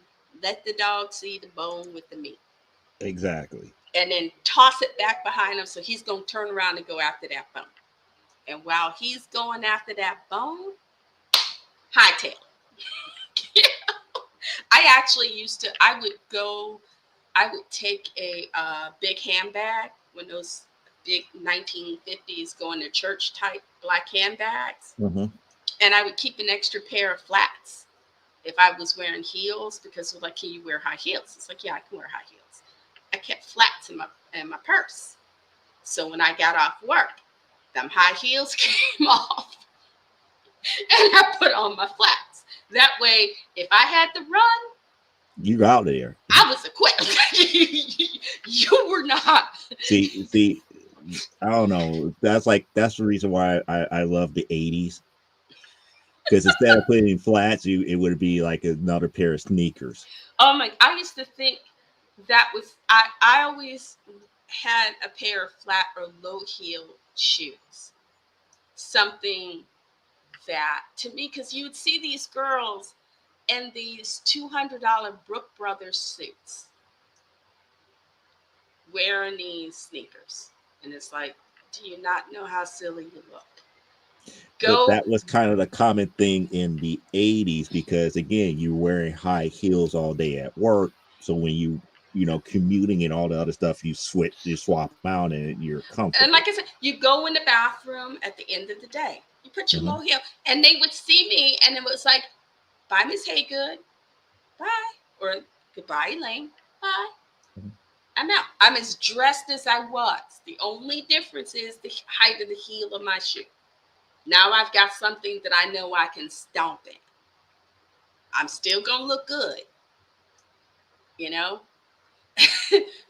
And I used to think some of these, I used to think was a little silly, because the guys, they're looking at you, they know you got your sneakers, they're prepared to chase you down.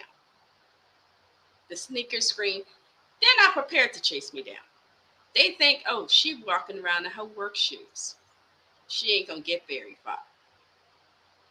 I'm a block and a half away by the time they recover. I'm gone.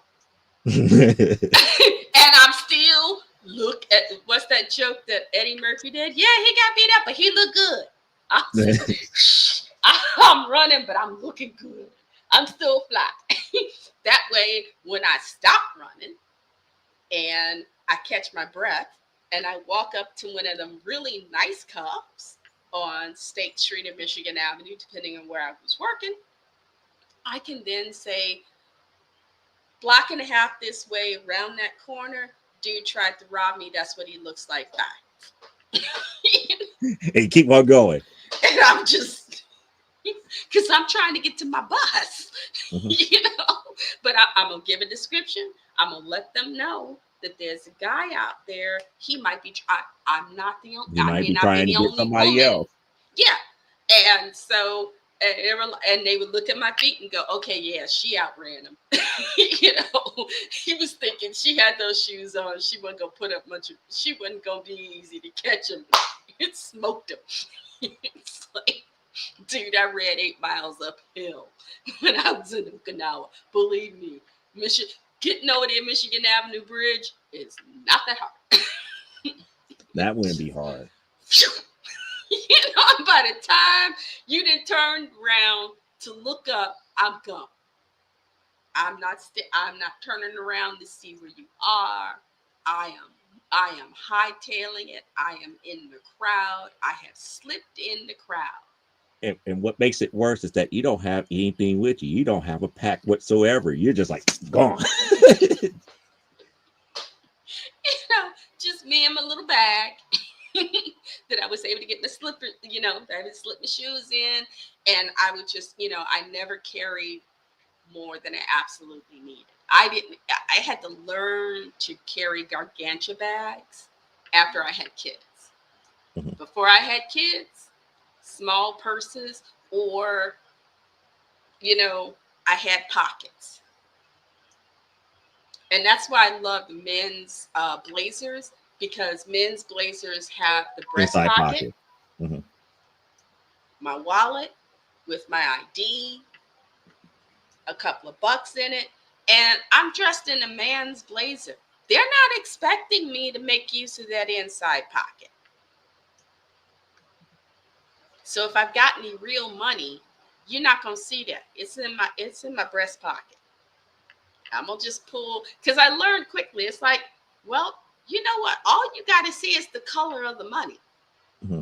You don't have to see the denomination of the bill. All you need to know is and it's like, yeah, make a little two, couple of, $1 bills, maybe $5, clip them or whatever, pull it out. You looking for this? By the time he turns around and grabs for the money, you're out. The last thing he heard was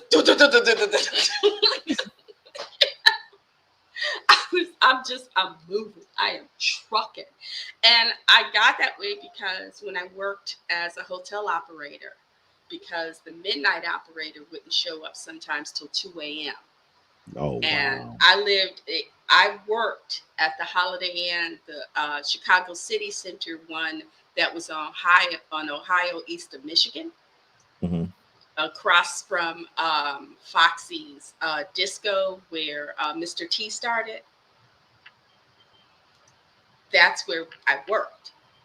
If she didn't get there till 2 o'clock, that meant all the buses going down Michigan Avenue weren't going down Done. Michigan Avenue anymore, which meant I had to walk down what was then Marine Drive, Hmm.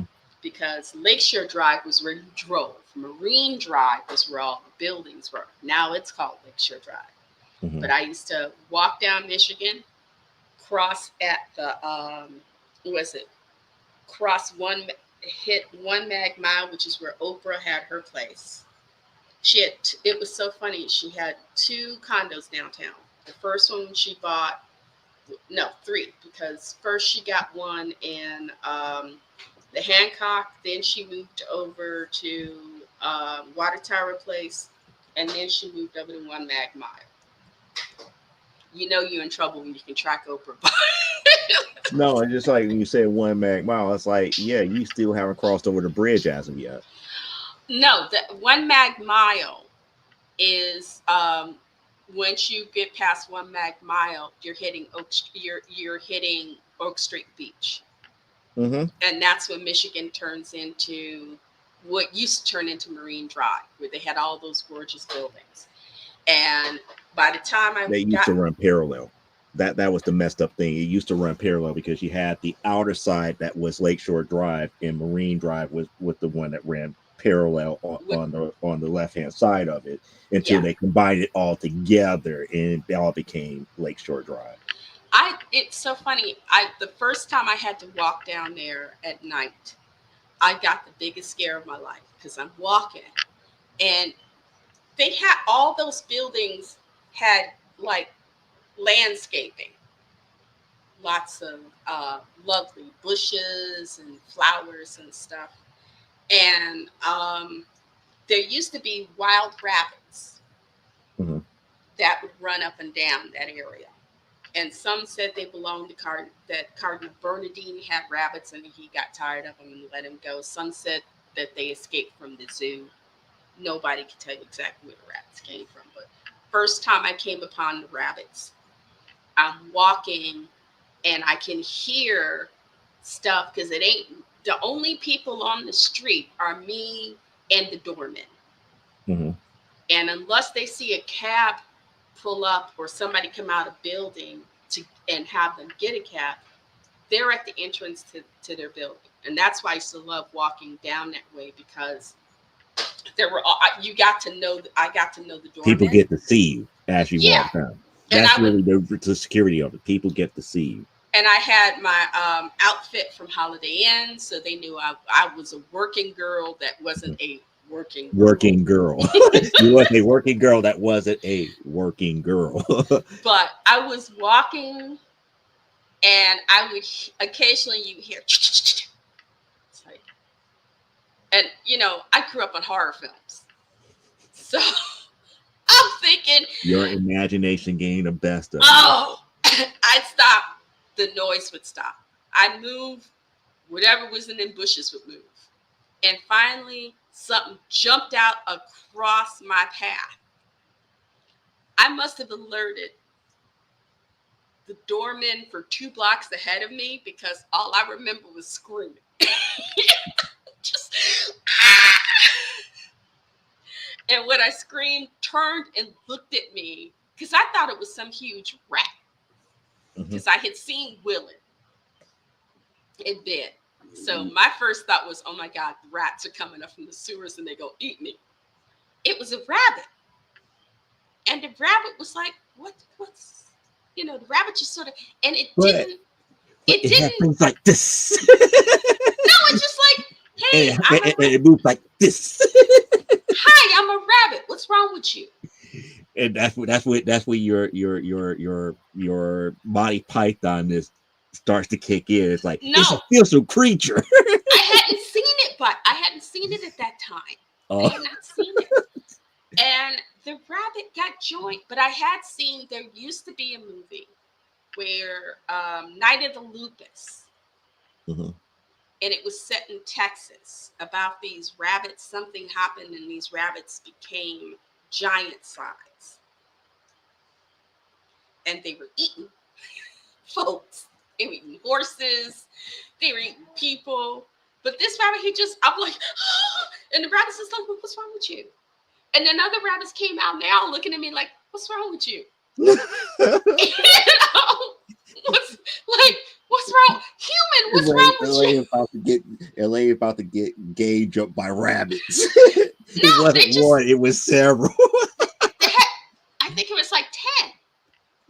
10 rabbits just of various sizes just looking at me like, what's wrong? And after, once I calmed down, because Mhm, I'm a soldier, mhm. once you realize ain't nothing trying to eat you, your situational awareness kicks in. And you realize the rabbits are not trying to kill me. They're at a respectful distance. Meanwhile, doormen 2 blocks ahead are looking at me like, what the hell? And the rabbits are looking at me like, you gonna go? They followed me all the way to Cardinal Bernardine's residence. And then once I went over to where you get the 72 at Clark and North Avenue, Mhm. they turned around and went back. And every night I had to work late, the rabbits escorted me home. See, they know the drill. I was like, oh my God, I got friends. I got rabbits escorting me home. I could, and I would tell my friends at church, rabbits are, and they would look at me like, okay, you need a nap? How much of No, your medication did you people take? underestimate that type of stuff. That's what it was. And I was like, and it was funny because they would always pick me up at the same spot. Once I got halfway down that block past Rush Street, they would pick me up, and if we had, they would stop for traffic. They would, you know, if other people were around, because they usually would run along the grass. I would be walking on the sidewalk, and they'd be on the grass, Mhm. so they weren't like on me. They were just, I could see them, they could track me, and if somebody came out, poof, they would disappear. It's like they don't need to know we're here. It's Right, like because again, rabbits they like peace. They like peace and quiet. but they were it because I was afraid at first. It's like, oh great, now I got to walk through this neighborhood. I wish they would follow me all. They would have followed me all the way to Humboldt Park. That would have been nice because I also going down North Avenue, takes me around the outer edge of Cabrini Green. Hmm. So I got to stomp through Cabrini Green. And now you go down from, Clark Street on down, there were clubs and stuff. But back then, you know, there where it's like Halstead on to what is that? Racine. There's stores and stuff like that back in the day. That was just all factories, you know. And I had the midnight shift had already gotten off. And so there was nobody out there. It was just me trucking down the street by myself, you know. And that's how I got home because I would get there to Clark and North, and there'd be no bus. If I missed the bus, it could be that bus was supposed to have what they used to call owl service, which meant it Right. It ran was 24/7, just like the Madison and the Jackson bus. They ran and to, the 28 back in the day. but just because it was supposed to run Doesn't owl mean that service, doesn't necessarily mean that it was always there and it was always on time and it was always on schedule. and Oh, so I know those type of scenarios here. I walked home many a night when it was 20 degrees, 10 degrees, 5 degrees out because I realized if I tried to stand still waiting for this bus, it would be better for me to walk home in the freezing cold than to stand still waiting for the bus. Nobody likes a lane sickle. And they would go, well, you should get another job. And it's like, well, help me find a job. Yeah. Because I got an apartment to pay for. I got electricity to pay. I got to pay the gas. I got to feed myself. You know, you gonna let me live with you? Well, no. Well, then I got to work. And that means I got to take my butt out there, because I would take the bus to work and then walk home. That was the easiest way to do it to make sure that I could get to and from work. It's like I'll take the bus to work and I'll just walk home. All right. Well, let's take this last Oh my 13 goodness. minutes if we Yes. got. Oh my goodness. Hello. Yeah. Book review time, because I know I can't review the book that I read over this week because it's an adult book and it's not really available in stores. Okay. Oh yeah, Captain Klutz. She finally got her Captain Klutz. So we about to find out about her Captain Klutz. A friend of mine, Gemma, is a midwife who is having her first child, and I am going to gift her the Mad Adventures of Captain Klutz. But I love this because it starts with the prologue. And it says, not too many years ago, in a busy hospital in the heart of a teeming megalopolis, a baby was born. A baby marked even then is different from the crowd. Yeah, he's going, yeah. And I love this prologue because he's not what you call your normal baby. He Though I fell off will the say, chair, fell out of the crib, just ate the falling all over bird, again. ate the bird, you know. And unfortunately, as he got older, things did not Run move into for him. walls. Spent his life, adult life reading comics, gets kicked out. He's trying to get jobs. He's not having much luck. You can't get a job because he still has too much in the comics. And I love it because the writer of this, Don Martin, his his sound effects and stuff are just, you don't fall down and go boom, you go laugh. And I love this. I'm going to read this part because I know who somebody you adore is. Okay, assessing the situation carefully, Ringo did the only thing a man in his position could do. He gave up. This is Ringo himself saying, so much for a life of heartbreak and shattered dreams. I'm a disgrace to my family, my friends, myself. Wonder Woman. Oh, the shame of it all. He jumps off the roof of his building, He hits the fire escape hits and the fire escape. bounces off Um, Notice what he's wearing: pajamas pajamas with underwear on with outside. something with like something that's a makeshift cape. And then he happens to hit a mattress, and then he accidentally stops a crime, I believe. Yes, because notice his fall is he's gonna end up with the hat. Right. See the bank robber boogity boogity down the street, cops coming after him. He gets the hat, and I love these. I love this sploop, sploop. Yeah, because that's how the hat got to his head. That's how he got his hat. And thack, boom, thack. It's like he hit his head and forgot who he was. And the first thing he hears is, "Why, you klutz?"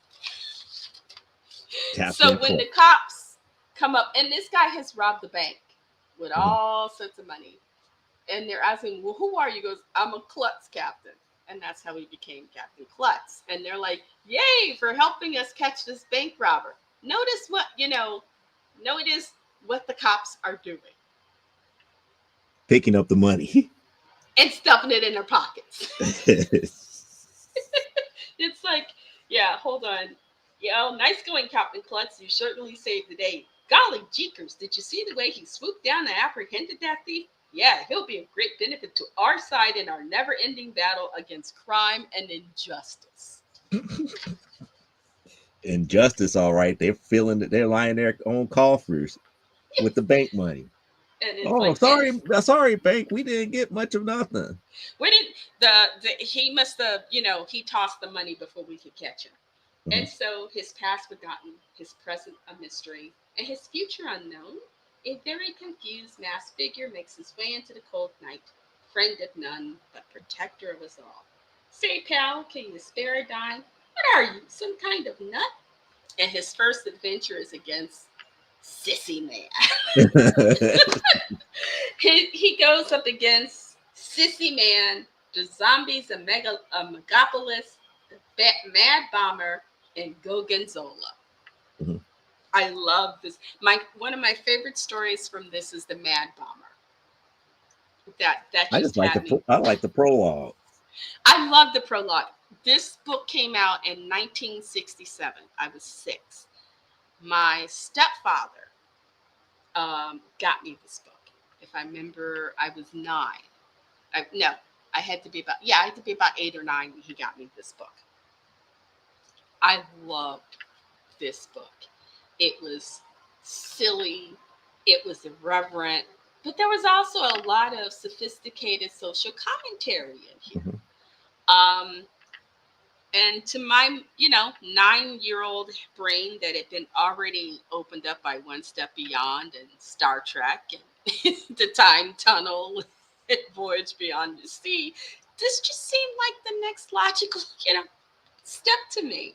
Um, I'm giving it to my friend Gemma because having had 2 human beings taken out of my body, um, it takes a lot out of you.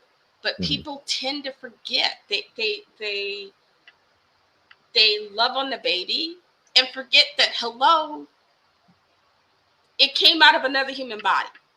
It didn't just come out the cabbage patch. It's And as a mom, you can kind of feel somewhat neglected. And I was really lucky when I had Charles. A friend of mine gave me a lovely white cotton gown. It was soft and silky. I love this thing. And she gave me that, and she gave me some candy, and I forgot the book she gave me. But it was like, so you can remember that you're you, Mhm. you know. And so I'm going to give her this and a couple of other little things. So when everybody is playing with the baby until the baby becomes, problematic, baby needs a diaper change, throws up, boots past the diaper. That's always fun. I don't care how well you diaper a baby at some point is always going to figure out how to escape the confines of that diaper with its poop. It's just, it is something. Luckily, they lose that ability as they get older and they get potty trained. Mhm. You know, but I want to just kind of go, yeah, you're still you. You know, yes, mom, you are now mom and you are a wife, but you're still you. And Mhm. so, you know, I'm going to pass this bit of silliness on in the hopes that it reminds you that you can laugh at something and have something that's just you. But yes, if you can find this, you know, check out your comic book dealers. You can look for it on Amazon and a few other places. Don't let people charge you too much. My guy James, I paid him $3.99. I love, and yeah, the pages have yellowed, they're old, but whoever had this took decent care of it. And understand, yes, the pages have yellowed because they didn't make these types of books like the Archie Jughead comics and stuff. In fact, back then, they didn't make these comics with the understanding of them being of they weren't meant to be archival. They weren't made for that. They were supposed to be something you got, you enjoyed, you passed it on to someone, you threw, you know, your mom made you throw it away. Um, they weren't considered something that you were going to collect and save, and 50 years later, you know, you got every Wonder Woman they've ever done, or you're trying I'm to. still trying to do that. Well, not every Wonder Woman, just the The main one, Wonder Woman series outside of Sensation Comics, because Sensation Comics, that's a nightmare to try to collect. you know, but nowadays comics are made more with an eye towards archive. Back then, they weren't. It was cheap paper. Um, they were cheaply printed, but the ones that survive are the ones that touch us, and you know, they give it. You couldn't make a book with a villain named Sissy Man these days. I love that Well, for no technically other. you can, but there's going to be a lot of pushbacks. Yes, but you know, but when I'm saying I see Sissy Man on the back of this book, and I get a little warm fuzzy in my heart. Yeah, because that's a throwback to the days where comics could be comics. Yes. That was another thing that John and I talked about yesterday, because I'm looking at what is being done today. It's a lot of good writers, but they don't know how to write for this genre. I think, and I think part of that is, you know, I'm really grateful that I went to film school because when I sit down and I'm thinking about putting pages together, getting panels together, I'm thinking if I was directing this as a film, what's my opening shot, you know? Hmm. And I do work in that classic. Here's my wide shot because I'm going to establish where we are, and then I'm going to, you know, who are we focusing on for this? Do we need to focus on something behind her? No, the background isn't important. Okay, we're just going to focus on this. You know, it's just having learned that visual language is what I'm using.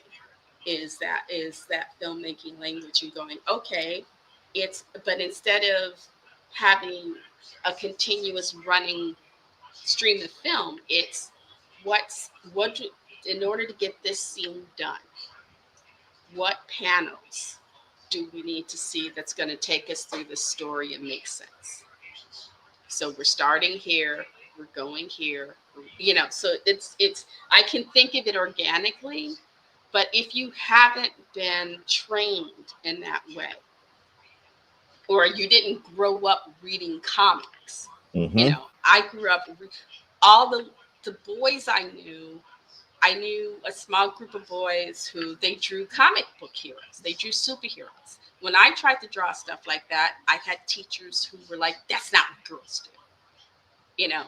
So I did think, I drew little fashion model. I drew, I designed clothes and drew little fashion model girls. Or I studied, or I had teachers just like, we're gonna do life drawing today. You're gonna learn how to draw a landscape.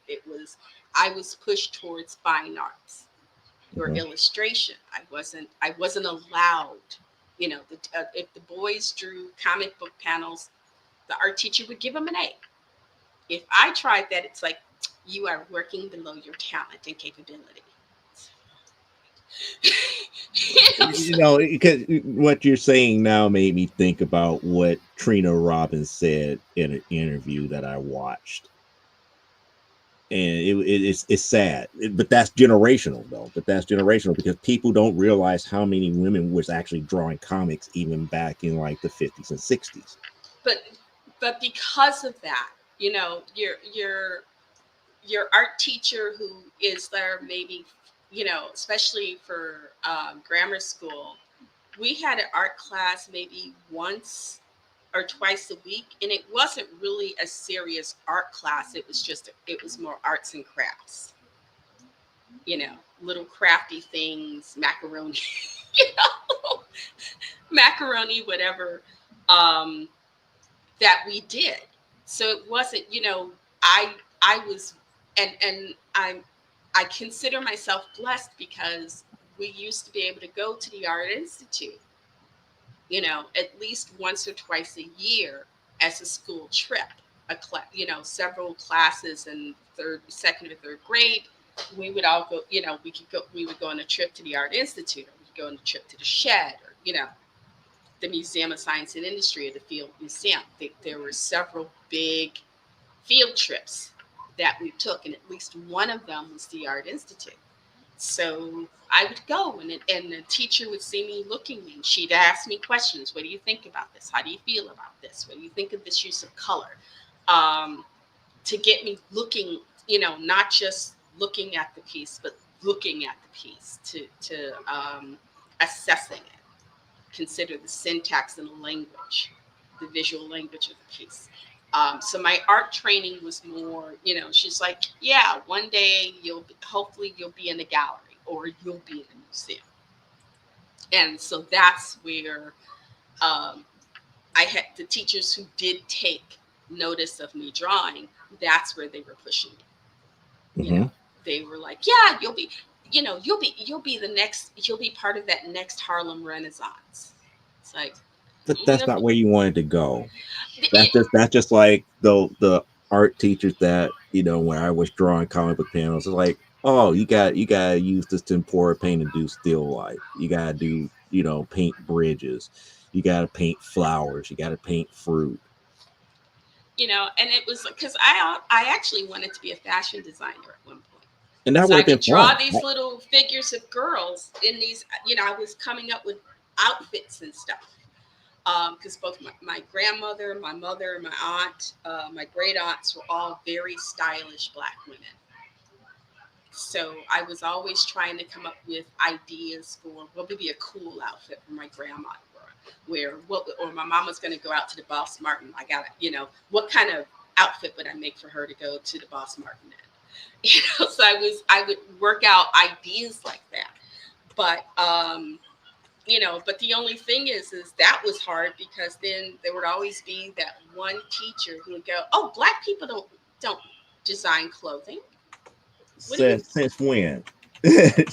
But I mean, I think you have people to think about forget. how many seamstresses and stuff that we have that have been noted for that. It just My mother made clothes. John H. Johnson's wife started the whole not only fashion fair makeup, but she started the fashion fair shows, hmm and specifically highlighting not just Black models, but Black designers. hmm To say, hey, we can do just as good as the guys in Paris. I'm But I'm still sad that died though. I'm really sad that it died with her. It would be nice to be able to get something like that going again. But she, considering It, what they built up, she was they able to then use that reputation and her connections and stuff to do that. What it would take to try to do that now, you know, would be a lot of work. And it's something that it's like, okay, I could probably do it, Mhm. but I would have to give up doing what I'm doing to do it, because it's one of those, every time you put on a traveling show, it's a year's work. And while you're in the middle of traveling with that this year's show, you're already working on next year's show. Mhm. It is a constant moving thing. And it's like I would have to give up what I'm doing in order to try to do that. And it's like I love this too much. I have finally found something that allows me to use my filmmaking and screenwriting abilities, as well as the and because of that, be able to tie in that visual component to tell a story. Um, it makes me cry sometimes. It makes me yell at my family sometimes. Sometimes I'm gonna walk down the street, find a thug, and bash his brains in because I'm frustrated. And it's like, well, you were about to go out there and commit a crime anyway. So, mama just gonna whoop your ass ahead of time. Yeah, it's Remember them like whoopings? Mama would it's get you. preempted butt whooping. Yes, mama will whoop your butt. It's like, it ain't for nothing. It's like, I didn't do anything. Yeah, but this is for what you're gonna do. Right. This is preempted. It's like This is for what you're gonna do in after the this future. is just before you do that stupid thing. It is what it you is. know but I, as I try to tell my sons, yes, there are things that are going to about what you do are going to drive you crazy, that will break your heart, that will make you cry. It will on That's how you know you're hitting that path you're meant to do. It isn't always the easy thing. The work may come to you easy in some way, but there are times you're gonna run in and snag on telling that story. You're gonna try to figure out what's the best way to present this drawing, or in my case, you're gonna draw something and then forget where the hell you put it.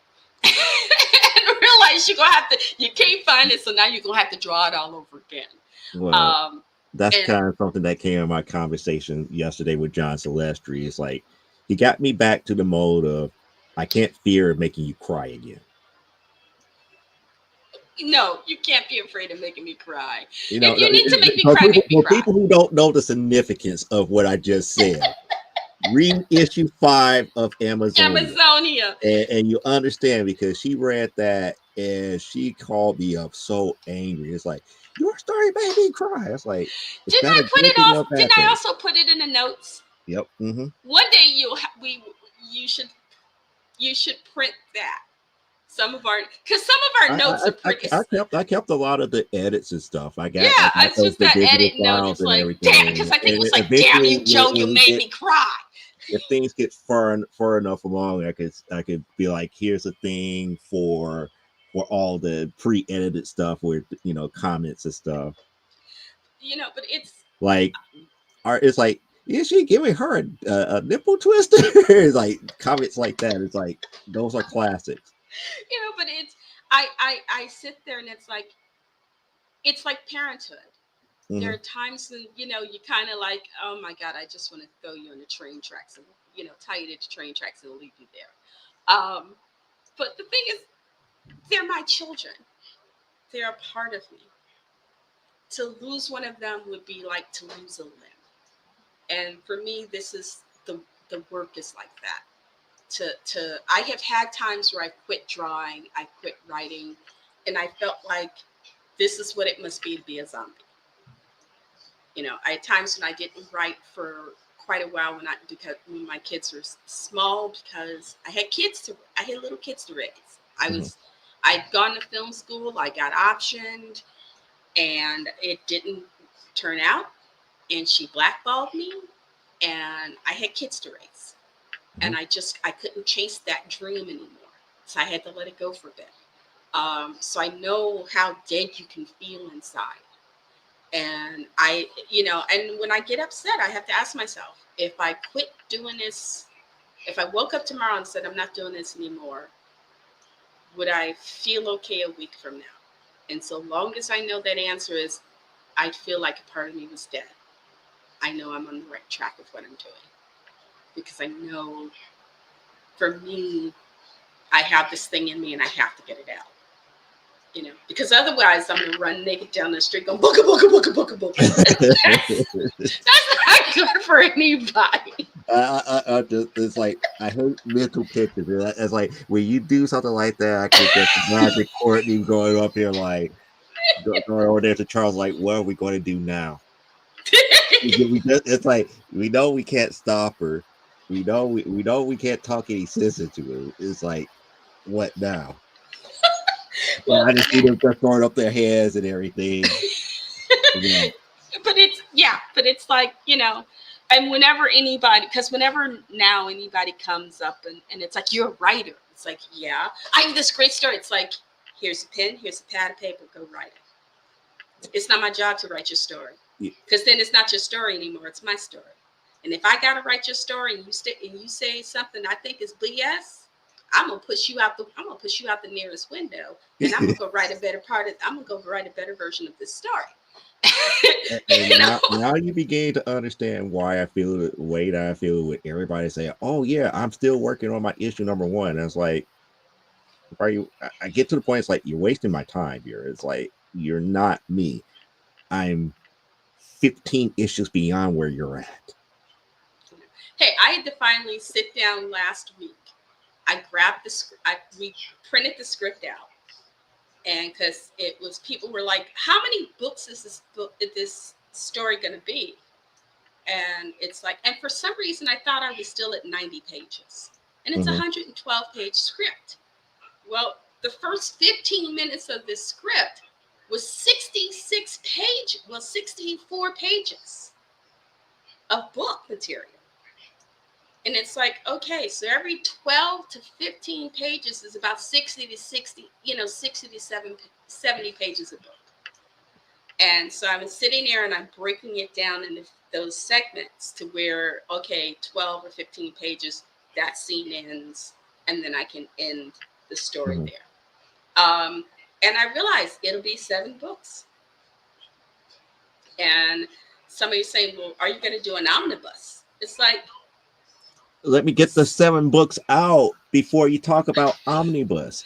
well, And that that's and one of the things that drives you off the wall with doing an ongoing series, because it's like I got my second big story arc coming up here. I have to get to issue 12 of 13 or 14 before I even start putting pencil to paper for the actual heritage on her mother's side. okay.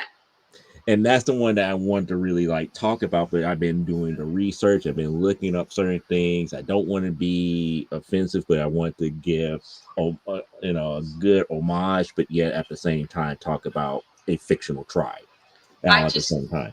I just showed Courtney my source, the not the digital ones, but before Mhm. I started creating digital files, I have manila envelopes where I would print out. I would do research on looking at certain types of buildings, trying to come up with, this is how I want Josette to look. This is how Petra is going to look when she's Mhm. this age, and then finding an outfit idea, pieces of it, piecing an outfit together that I think will speak to who I think this character is.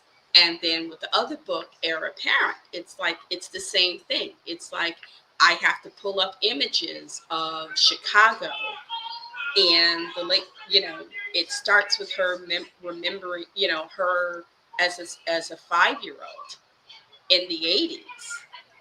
No, yeah, mid late 70s, and by the time you get to where she's in college, it's already the 90s, which is why that picture looks that way, because Mhm.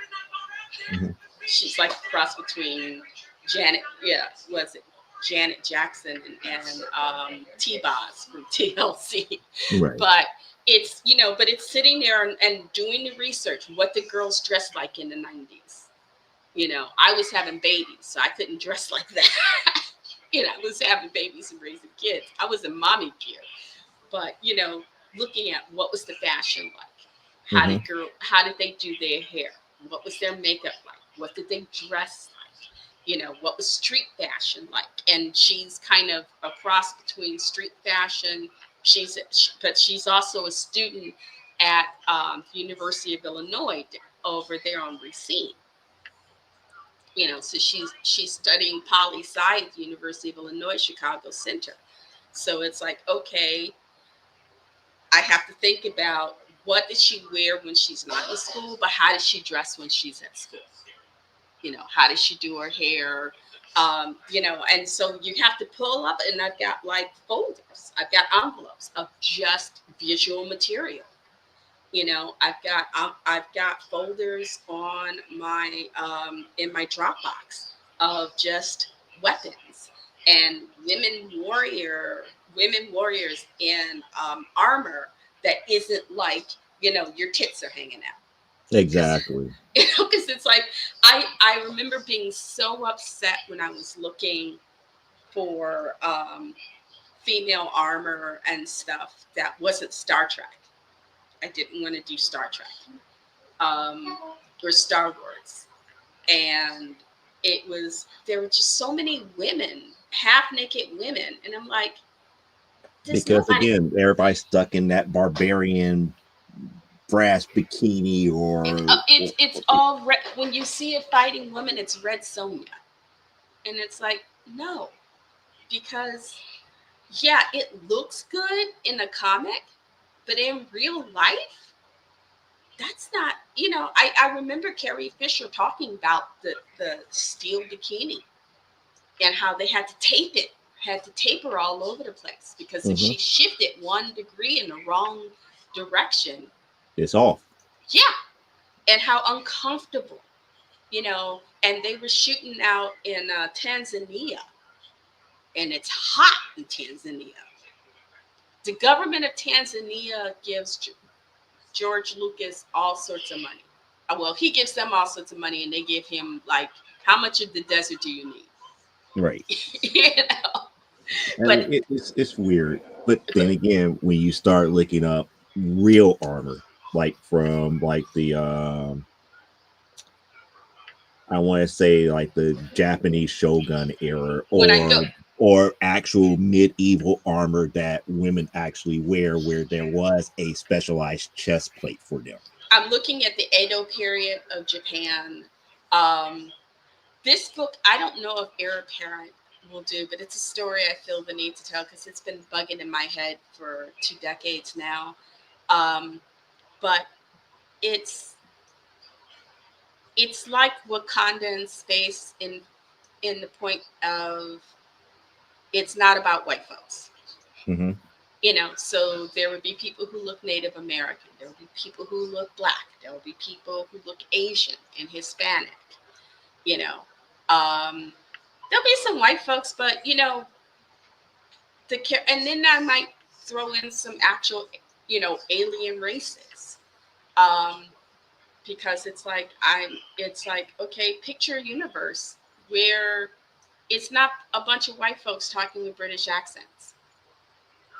And I realize that's what has probably made people so angry about the new Star Wars series, because for the most part it's not a bunch of white folks talking with British accents. Andor has a very distinctive Hispanic accent. Pedro, the guy who played who was in the Mandalorian, very Hispanic. In fact, he's South American. His family had to leave, and I think he spent a couple of years growing up in Ireland or England or something like that, and then they were able to move here. But Um, it, but it's Star Wars is showing that it's not just all a bunch of white dudes with British accents. There's a whole it, big, you know, there's galaxies, and not everybody look, there in people. Some people are dark, some people are aliens, some. well, that's the thing that makes me upset thinking about Star Wars, because until now, it's like they painted that universe that inhabitants that had humanoids would look more It like. was more Eurocentric. Um, Exactly. As opposed to, it's like it was obvious that everybody else was an alien except for the Eurocentric humanoid side. But now, since they have a changeover, you got a lot of people who are upset about it. But it's like, no, that's reality. well, for And the you have to movie he blame, was you kind of making, have the to blame, audience he was aiming at who he felt would more likely go to that movie. You know, he was aiming at guys like himself. He and Spielberg, they wrote for guys like themselves. They weren't thinking about, it wasn't until, I have Lando a hard. Calrissian. You didn't see a black person until Lando Calrissian, and then it was like, oh, he's the only black guy in space. you know, Well, but that's what it comes out to. It's not what they were shooting for, but it comes off but that that's how way it comes because he up. was a non-alien, and that was the Yes, whole thing. It's like it's like you have this diversity of all these different alien races, but when it comes to humans. It's humanoid, it just was like, it's just white folks, with English accents. mhm. And it's like and I guess for me, it's like Nichelle Nichols was a big thing for me, you know, because it was like Well, like it said there was a future that we had a stake in, it that we it, could be it, a it, it part of it that went future. beyond a lot more than just that here. But Because I'm that's the saying, reason why I love Star Trek, because Star Trek showed and that she was there not were the only more person of color. humanoids that were of different races. The crew itself was diverse in itself. It was a multinational crew Starfleet was diverse in itself, itself. and you And we still had had the plethora of alien races that was being dealt with in that universe, even from the original series to Next Generation to all the other stuff. It wasn't truly, if I could say, Anglo-Saxon. It was more diverse. and that's because he was trying to do something different. Hmm. He was, he Roddenberry was really trying to do. In fact, a lot of people don't know that Roddenberry was actually dating Michelle. Hmm. They were a serious couple at one point, but when TV came calling, it was okay. You can't have the black girlfriend.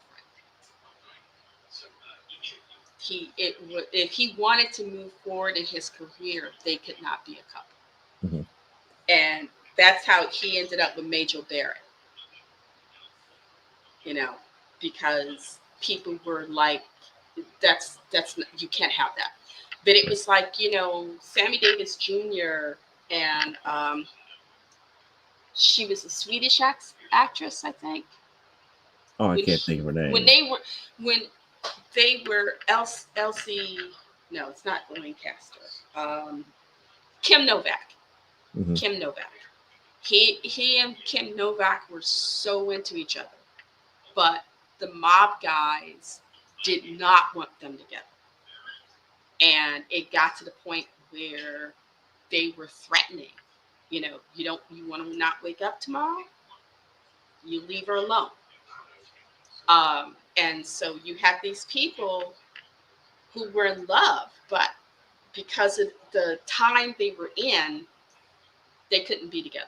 Hmm. They had to break up. All right, let's Um, go ahead and end it right here oh because yeah, we're about over 2 hours here. It's like almost and 2 hours, 30 minutes. I got miso soup calling my name.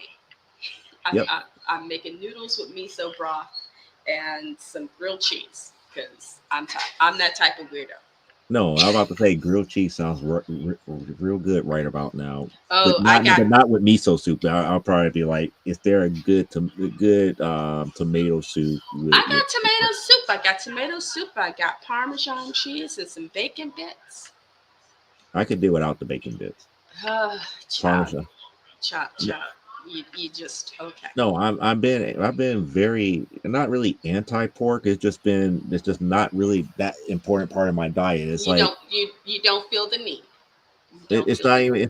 it's not even that. It's just like I've been so far away from bacon. I used to eat bacon, but I've been so far away from it that it's like if I eat it, it'd be like, okay, it's like a treat as opposed to something that is common. God.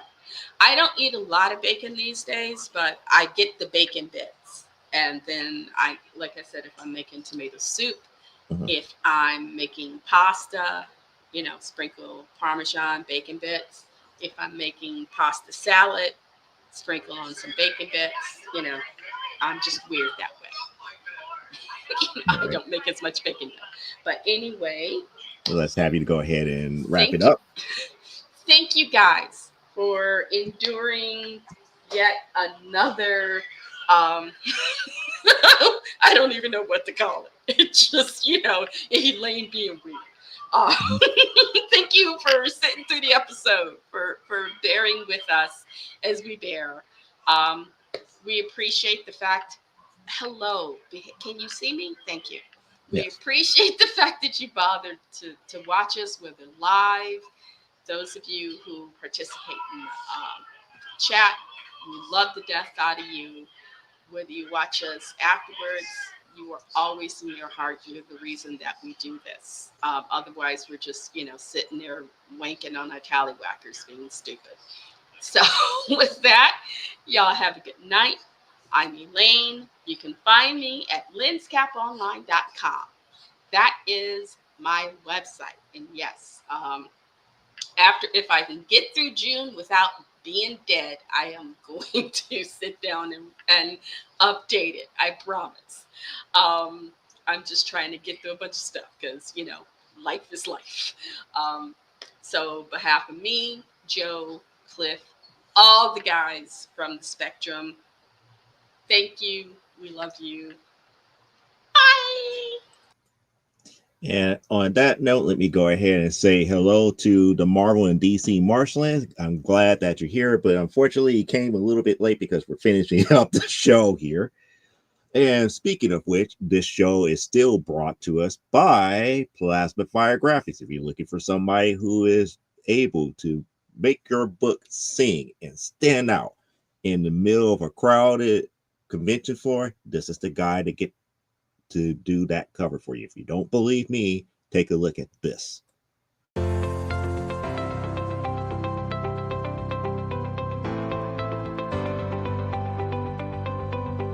You've worked hard and written a great book.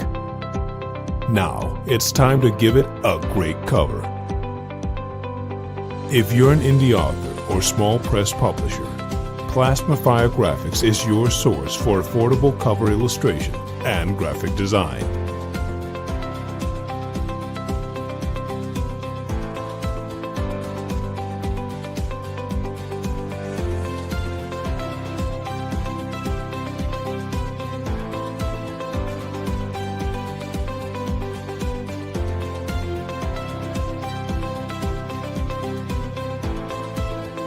Plasma Fire Graphics, when the look of your book matters to you.